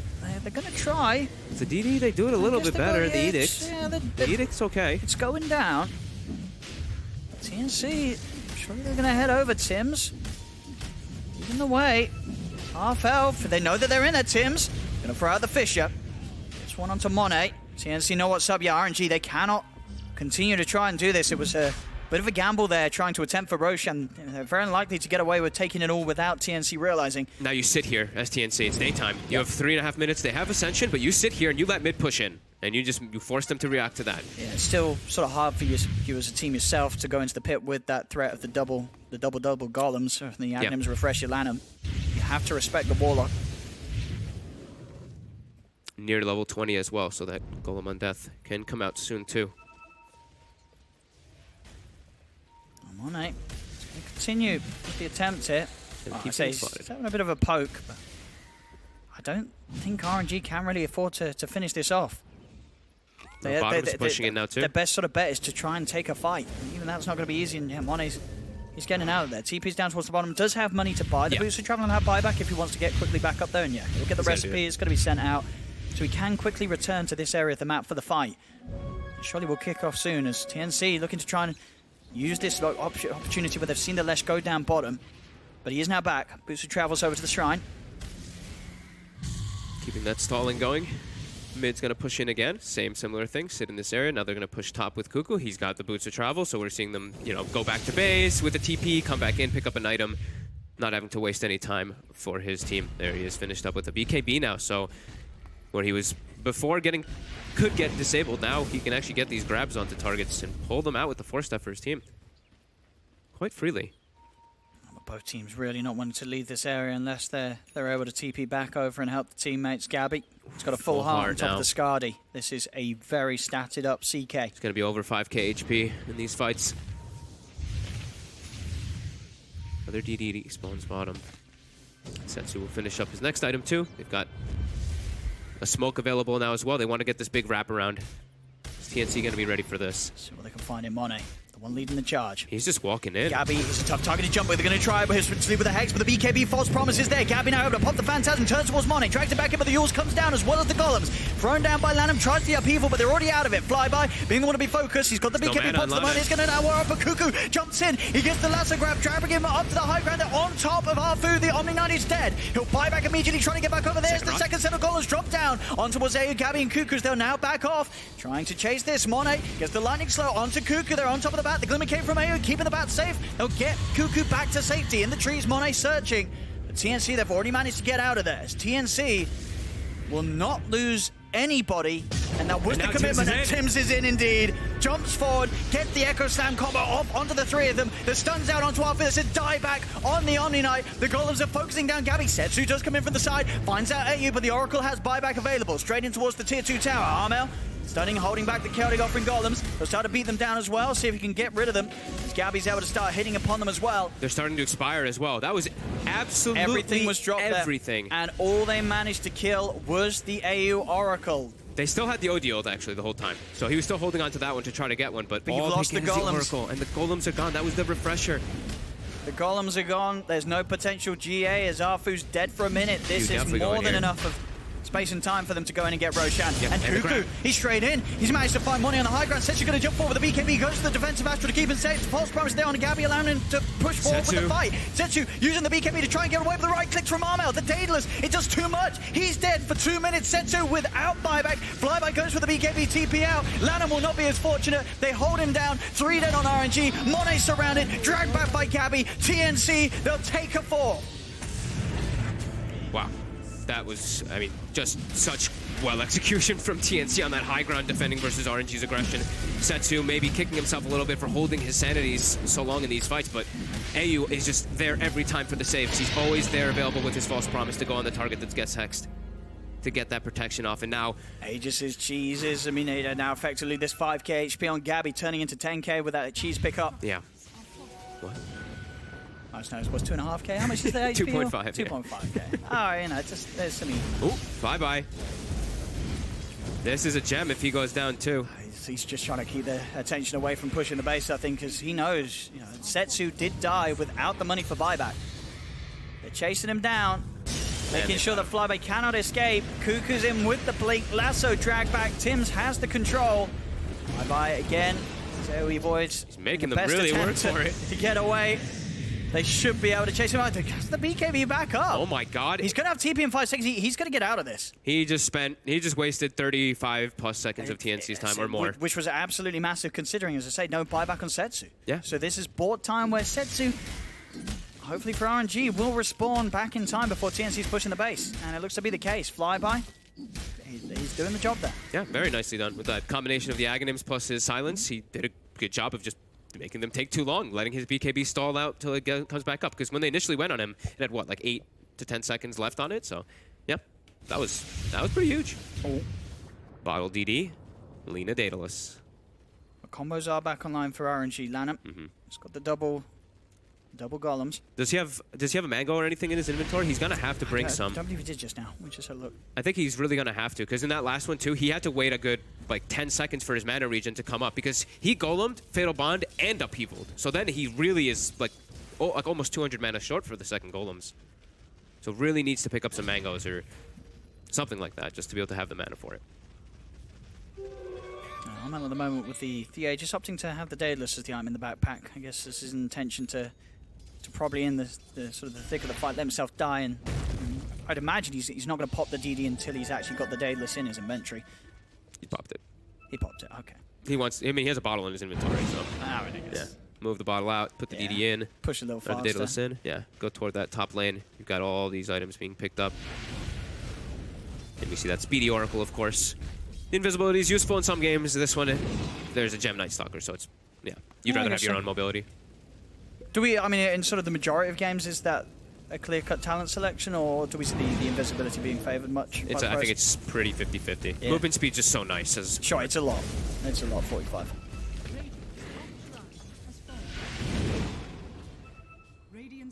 As RNG likely to just want to hold on for the high ground defense. That's where they're going to have the big sort of combo potential. Okay, he's got 20 stick charges this time. That'll- So he that'll has do. enough. Yeah, and he's gotten a couple more levels as well, so now he has a little bit higher of a mana pool. They also have 3 mangoes on Apu, on the Omni Knight. That I think he's had the whole game. TNC just gonna keep them in their base here now. There's that increased range now as well on top for the Lina with the 25 talent with his Hurricane Pike 2. He can actually be the one that sieges. We'll go towards Armel. There's popped. Armel still with 1.5 minutes of the Aegis. I think that looked like an aggressive force staff from TNC to try to push Flyby into them. RNG. TNC just holding them in the base. RNG really do need to find some big bonds, some big combos, some big rock drops from Milanum. They have a chance of this as already. There's the jump in. It will be the save. Setsu's able to get him with the Astral to keep Monet safe after Kuka's attempt to drag him out of the base. Monet will now start to try and chase forward. Flyby popped his BKB instantly when they went on him too, so no BKB available for the Night Stalker for a moment. They're fast on those saves though, both of them. They were very quick with their Blink Daggers on both the Omni Knight as well as the OD to get that protection. They have to be. There's Cuckoo. Gonna heal up that mana, maybe pick up another item or so. Deal with bottom lane, and then he will be able to come back and join his team. TNC have the high ground on RNG towards mid, but Money and Flyby quick to clean the wave out and not head anywhere near that part of the map. Only the likelihood of TNC still remaining in the zone. A 9k lead for TNC, 23 to 11. Crimson Guard queued up for our Oracle as well. Just wanted to tank up a little bit more. I mean, the damage is starting to feel like for RNG, as crazy as this sounds when you have double Fatal Bonds, it's a bit limited because of the way that TNC is able to disengage in these fights. If they can actually get their connections, their damage is obviously there, but it's just been the way that TNC's been able to manipulate and move out of the fights that has made it look a little lackluster. Here we go, the Aegis has now gone. Farmel will be handed over the cheese by Gabby. That's a range Rax. See if they can actually get the jump. Nice track onto the two of the Monet and Flyby. Monet still with the BKB ready to use. Flyby's as well as backup. There's going to be the jump from Cuckoo. Does get instantly hexed. There's the first set of columns. It's a good one as well onto the three of them. Gabby now popping the Phantasm. Tries to turn towards the OD, but the Linkers blocks the rift. He'll now look towards Flyby. Flyby caught out by the stun. Can they get Flyby back? They cannot. Flyby's dead. Has to buy back. TNC, they haven't lost anyone here despite the amount of golems that were dropped down by Lanham. Gabby forced back to safety. Monet desperately trying to chase. He will land the stun. They're going to focus their attempts towards Gabby, but he's got so much HP to work with. Monet now turning towards the backlines. Has put the BKB. It's going to wear off soon, though. Look at these disengages. They're just not getting anyone. RNG, they're still going for it, though. Maybe Armel or Gabby will be the casualty. Armel with self-heals up into the air. Setsu, he's jumped himself on the cliff. He's dropping the sanities, but he didn't have. He needed one more hit, and he's not going to get it because he's cliffed himself. Tims is able to walk away down in the river. Armel, false promise, turns towards Monet with the stun. They had enough damage to kill him through the false promise, though, as he finally pops. Armel's gone. Tim's still on the retreat. He has got a fish that he's able to turn and offer back to try and help out Edu, but the chase continues. Monet's on top of him. Stun is there. They'll get the Oracle as well, but as he finally falls. 2 kills for RNG. AU without buyback. As you say, they are going to have to head back and deal with the creeps. There's a good amount of time where they did get 2 heroes. It was very hard for them. You saw how far they had to chase to actually kill anyone on TNC, but this time they are able to get those kills. Yeah, it's crazy how well the TNC is able to disengage here. And also, I was mentioning how like the damage feels like a little bit more lackluster than usual, and it's just because there's no Fatal Bonds. He threw 3 Fatal Bonds out, but all of them got dispelled. They have BKBs, Phantasms, all these different ways to remove it off themselves that nobody was Fatal Bonds in the fight after they popped them all. So they're able to disengage, but yeah, RNG with that consistent chase. Cuckoo's still out on his own. He's sliding around. He's got the BKB. He's just got to run. So he's got to hope that they don't chase. It is daytime, so it will be hard to keep track of him, and Cuckoo is able to get away with the favourable movement speed of the boots. And the Firefly to traverse the environment. RNG back towards mid. Tier 2's taken down. Their turn to look for it. They have the 40 Diabolic Edict explosions too, so these towers drop very quickly. Tim. See what they can find here. They do manage to block up Monet up on the high ground. Self-heals will dodge out the stun. First buyback comes out. Armel still very much not wanting to use it. He's back in 10 seconds. Doesn't want to be forced to have to pay the money to get back in the game right now. And he won't need to be. They're able to force back. RNG with just the presence of AU. Yeah, he cut that with illusions too. A lot of gold on this Leshrac. He's going to want to spend, but at the same time, buybacks are all important here. Gabby, forward. He's trying to go for this here. With the mute down onto Lanham. Now they'll turn towards Cuckoo. Cuckoo keeping the distance. Glimmer Cake keeps him safe. AU keeping that man safe and sound. Light Strike Array is going to be off the mark. Stun thrown out to Monet. Another dodge with the Yule Scepter. They'll try and close in upon him. They won't quite be able to get it. The Fisher will be laid out, and in fact, nearly enough. Gabby not quite able to get the rift. Cuckoo jumps in with a vision onto Flyby, but Flyby pops the BKB, turns towards Cuckoo. Cuckoo with his own BKB that allows him to commit with the lasso. The GA comes out. Lanham sets the first set of rocks down on towards Gabby, but Gabby is so tanky. They've lost Flyby as the BKB ends. They've killed off the Night Stalker. Monet gets the stun onto Cuckoo, but again, with the Fate Edict and the Glimmer Cakes, they're keeping the bat safe. Cuckoo able to turn now, keep the sticky napalm spam up. They're on top of Lanham. Lanham's gone. He's dead. He does have buyback. Setsu trying his best to turn and fire down Cuckoo with the astral hits, but it's not enough. Cuckoo's still alive. False promise from AU keeps him safe. Arfu jumps in, looking towards Gabby, but still, he's so tanky they cannot kill the CK. Fishes out onto Arfu. They've lost the Omni Knight. And the Courier 2 flies in. It does die to the right clicks. Oh my god, these fights are crazy. they're all just trying so hard to like hold their spells for as long as possible to get the perfect ones. Tims is just holding the Echo Slam. They're holding the Sanities in all of these single ones. London was forced to throw the first ulti to He try to saved protect. the second one. I think it was still on. I think the refresher was on cooldown for a little bit of time before he was able to actually throw it. But he's got one instance of it for the defense. Arfu's back in with the buyback. They're without flyby for a good minute. This should be an opportunity for TNC to take more of the base away from RNG. And they go. Setsu, he's jumped in. He's committed straight away. Tims, he's got the chain lockdown. Exam as well. They've got the Heavenly Grace, but he's been lassoed. Setsu needs help, and he's going to go for the self-astral up towards the top. They've called out Monet. Monet with the self-use. He's healing up as well, thanks to the Bloodstone active, but they have the damage to follow up. Monet's dead. Bites back immediately. Landon's going to be the new focus. He did get the chaotic offering off in time. Now with the head forward from Setsu, drops the sanity, slips down onto the two of them, but Gabby's popped the BKB.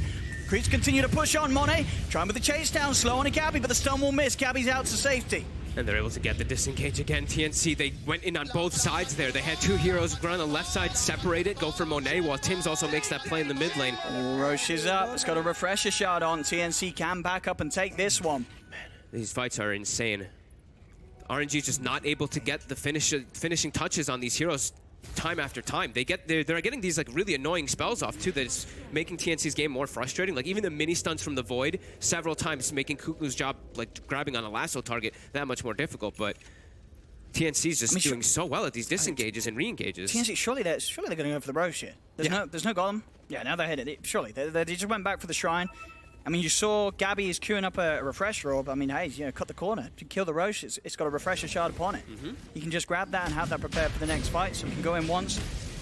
With that first usage, you can see as well, backpacking up the mangoes, making sure that he has a bit of an answer if he does get clipped by the sanities eclipse before he puts the BKB out, to make sure that he has got away and sticking around, getting the Phantasm off, and obviously in the case where he gets the refresher shard, having the second Phantasm to push with after they win a fight.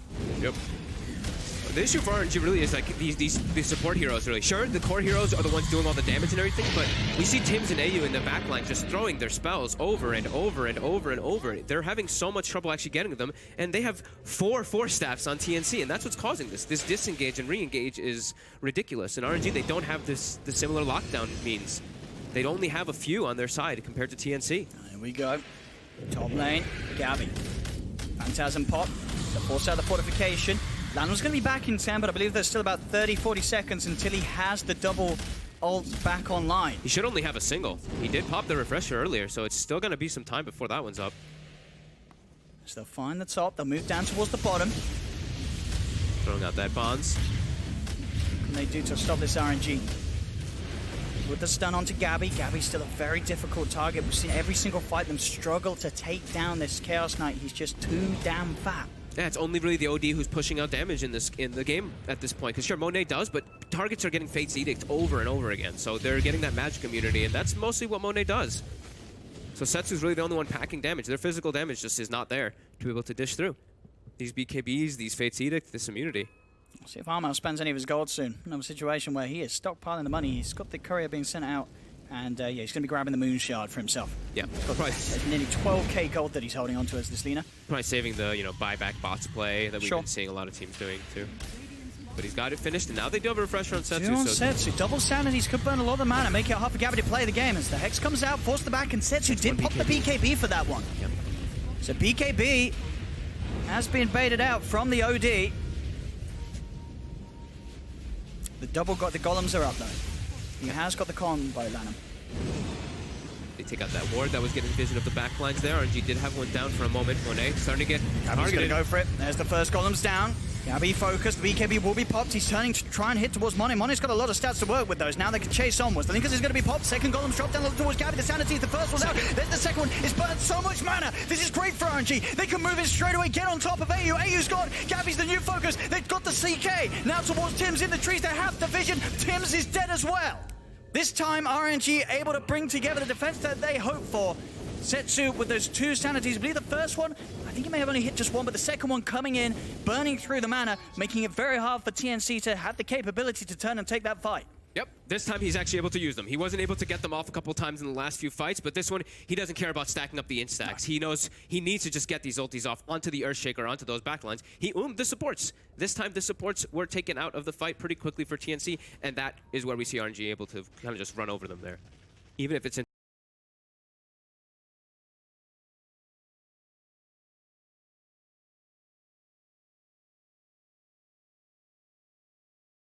to an Aegis achievement.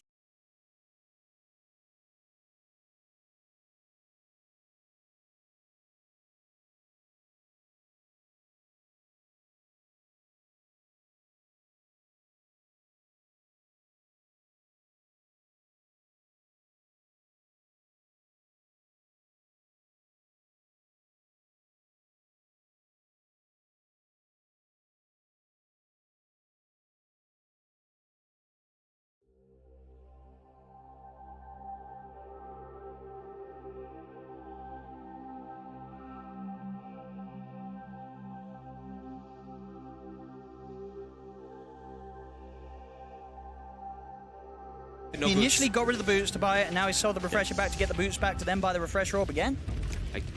I guess. I'm not sure. I mean, that's what it looks like he was doing. I mean, I guess that's the 600 IQ play. Now they don't know he has it. Maybe they'll start questioning if he ever did. They'll be like, I swear, Wait a minute. I swear he laid down a double ult in that last fight. Dude, he doesn't have a refresher. Oh, this is the bamboozle. You have to play with the mentality of your enemies. Yeah, I saw he queued up like double treads after he went back to base. I didn't see if he'd sold or dropped the refresher. I haven't got to see back at base yet. He's got to tread carefully now. 60 minutes in. Now 14k behind, but RNG showing that they can still pull together a defense. For sure. I'm starting to doubt myself. Maybe it was just a refresher all queued up by the mono I saw. I know, I'm pretty sure I saw Setsu's inventory, and we'll see in a minute. I'm sure We'll see when we get clicked on again. We'll be clicked on Setsu soon. I may be crazy. Just might be. So everyone's back up on the side of TNC. RNG gets what, like a 7k, 8k gold swing out of that from the last few moments. Gold not being so much now as everybody's pretty much getting their last few slots on those core heroes filled up. It's really just so much about how the fights are taken. And TNC has to be very careful about their Earthshaker. Tims has to watch his positioning because he did use the buyback. So if he does die here, they will not have their Shaker, as we've seen, very important.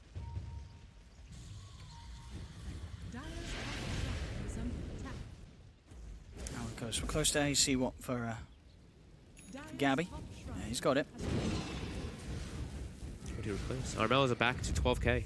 He is. He's got treads. He's got the money. He's queuing up a Mjolnir for himself next. He's going to have to take something out of his item slots to get that one in. Yeah. Maybe the Yules at this point just relying on the BKB as his sole defensive item. They're going to push forward. The smoke.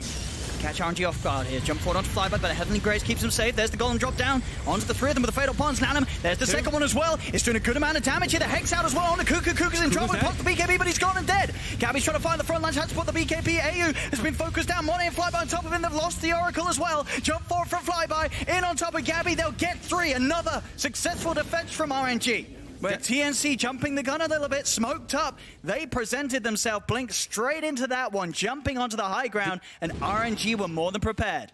Yeah, I guess he, okay, he did get the refresher off just to try to use the second BKB, it looked like, on Gabby. I was wondering what he used the refresher for, because he kind of just, it looked like he, like, kind of freaked out for a second after his Phantasm, but his Phantasm just died instantly, and the scan caught them there. RNG threw the scan, it caught TNC, and they were ready for that fight to happen. They are swinging this game around big time, RNG. Only 5k of a gold lead for TNC. RNG being able to hold as they are.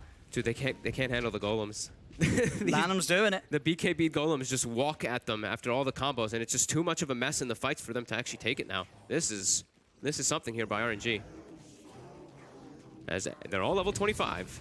They don't have the double golems, but they do have the Sanity's Eclipse. Setsu. He's got it ready to pop. The first buyback forced out. AU's back in the game. There's the second one, Cuckoo. He's going to come in, and you can sure bet that Gabby's going to be back in as well.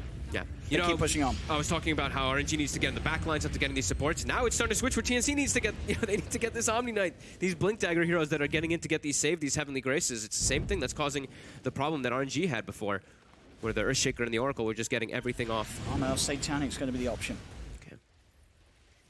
Switching through the different sort of ways he could have gone and just favor the survivability, ability to stay alive. We're seeing a lot of the times, he knows that it's very likely he's going to get caught in part of this golem combo that Lanham's dropping down. He needs to make sure that he can sort of stand his ground and hit back. How do they focus fire kill a hero for TNC? If they don't have the Omni Knight, it's so hard now too. They were doing great at doing the disengage and re-engage and all that, but now it's seeming like once they've got all these levels and everything, and Afu actually has mobility items too to be able to get these constant saves off, it's seeming hard for them to just focus fire. They have lots of damage, but they're also just getting controlled now by these rocks as well as these chain stuns. Back to just these initiations that really will come down and turn things. Just gonna have to be looking at Tims as well as Kuku on TNC. RNG, they've turned this one completely. The gold is about to be in their favor after being TNC favored for the pretty much entire game. I'm just getting to the point where there's a ridiculous amount of farms on Hero. And there we have. There's So, the was good for refresher since we again. did sell it earlier. He rebought it. I mean, one of the reasons I could imagine it may have been he sold it because he did just want to make sure he had money for treads and buyback, but also I guess because if you used the refresher orb, one of the safer ways to make sure if he needed it again sooner would have been to sell it and rebuy it, because otherwise if he puts it in his backpack, the cooldown is going to be super Put it on long. the courier. Maybe he doesn't know that. maybe we need to tell him.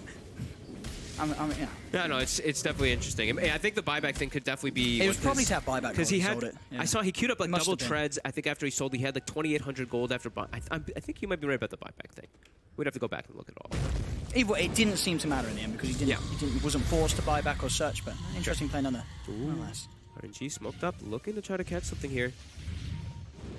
At nighttime again, always going to be up. Dark Ascension cooldown at level 25 reduced. So always going to have that vision.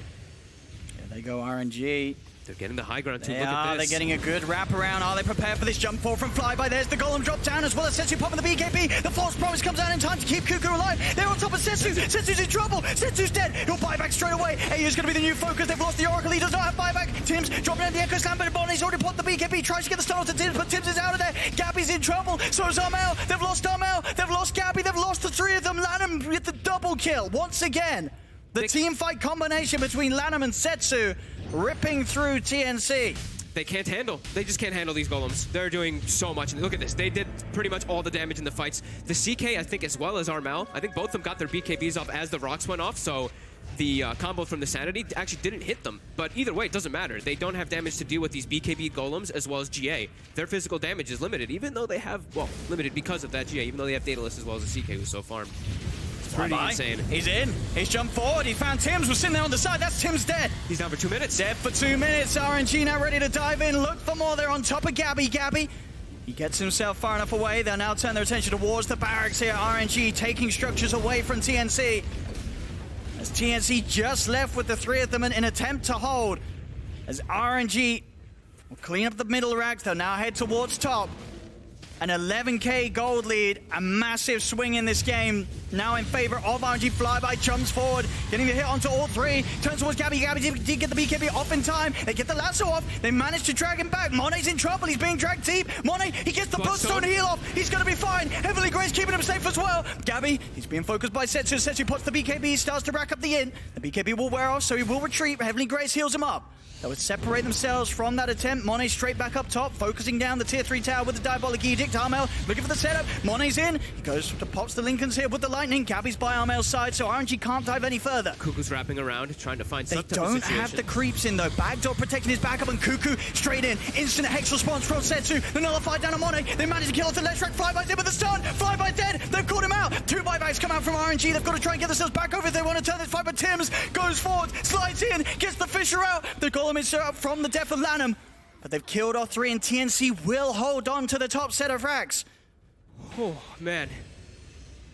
These fights are just insane. How much... Flyby's doing so much, even with these little the mini stuns coming out from the voids. It's actually causing a big problem for TNC whenever they're trying to make these moves, but they're actually able to hold it here with those 3 heroes. And those buybacks forced from RNG, they're going to have to protect their bases.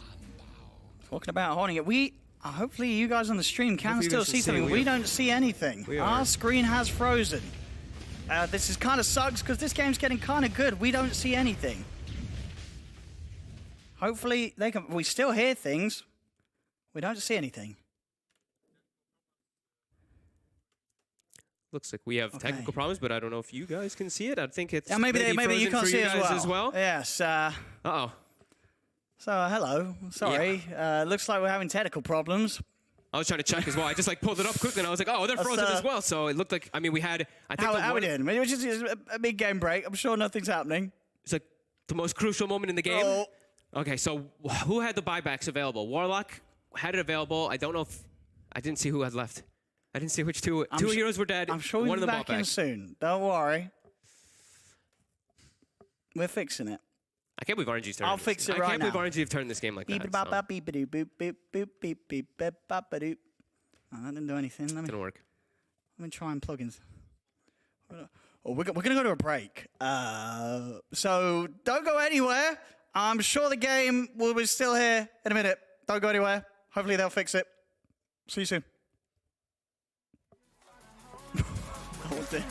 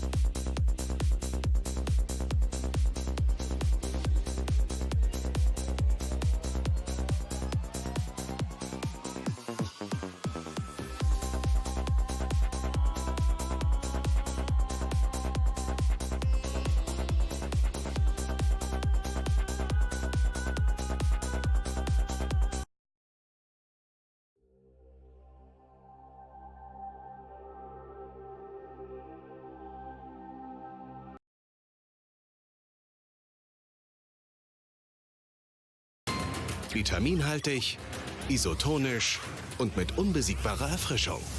Bitburger 0,0. Immer ein Bit frischer.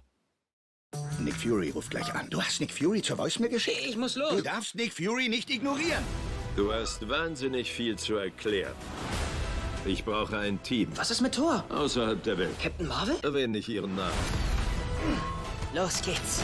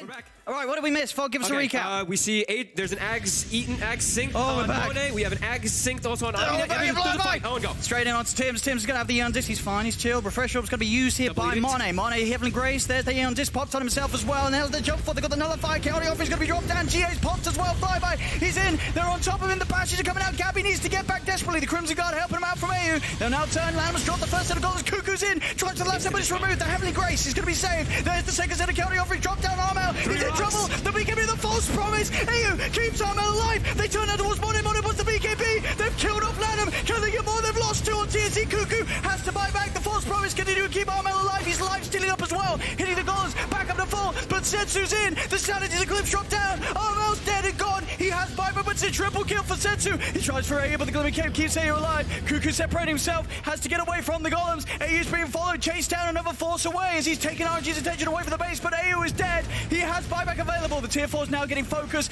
There's two dead on TNC. The golems are doing it. Lanham pushing the tier 4s, pushing the base. Hurricane pikes himself back, but the Ancient is now exposed. Lanham's trying to finish it off. He's just focusing the Ancient down. Cuckoo's in, but the Abyssal Blade from Flyby holds him in place. Buyback from Monet. He's coming straight back in to finish it off. The golems are about to disappear. They've got to keep them off. They're keeping off the Ancient. Jump forward the Hex. False promise. Keeps Tim's alive. Armel's the new focus to disarm the Edict. The heals keeping him up. Cuckoo gets the last up, but the Ancient's focused by the golems. Taken down. GG is called. And RNG take game 2. 76 minutes in. What an absolute ridiculous hold by RNG. Lanham, maybe Midas might have been MVP a little bit in this one, but Lanham being able to acquire all this and just get these constant defenses. It looked like TNC was able to take this one. I thought they would. Their constant just resetting of their plays and their amazing team fights that they were taking. But that small play, like this bottom play, where that Night Stalker makes them chase him for like 45 seconds, that bought so much time for them not to take that last set of racks down bottom, and it allows RNG to actually hold long enough for them to do this. That was spectacular. It really, really was. And the spectacular thing about it, we're going to get another game out of these two teams. Game 2 going the way of RNG. So 1-1 at the moment between the two of them. Once again, we do apologize for the technical issues. Obviously, it was in the best of interest to let the players continue to play. That is why we did not pause the game, as of course the players, the gaming sort of competitiveness comes first, and integrity. We'll be doing our best to make sure that it doesn't happen again. But for any complaints, please do tweet at Sir Action Slacks, as he was probably the one to blame for this all. But either way, it's 1-1. Game 3 is going to be coming up around the corner. RNG take game 2. Thank you so much, Epicenter and Fogged. Indeed, I thought, well, he's putting it real well, and it's like.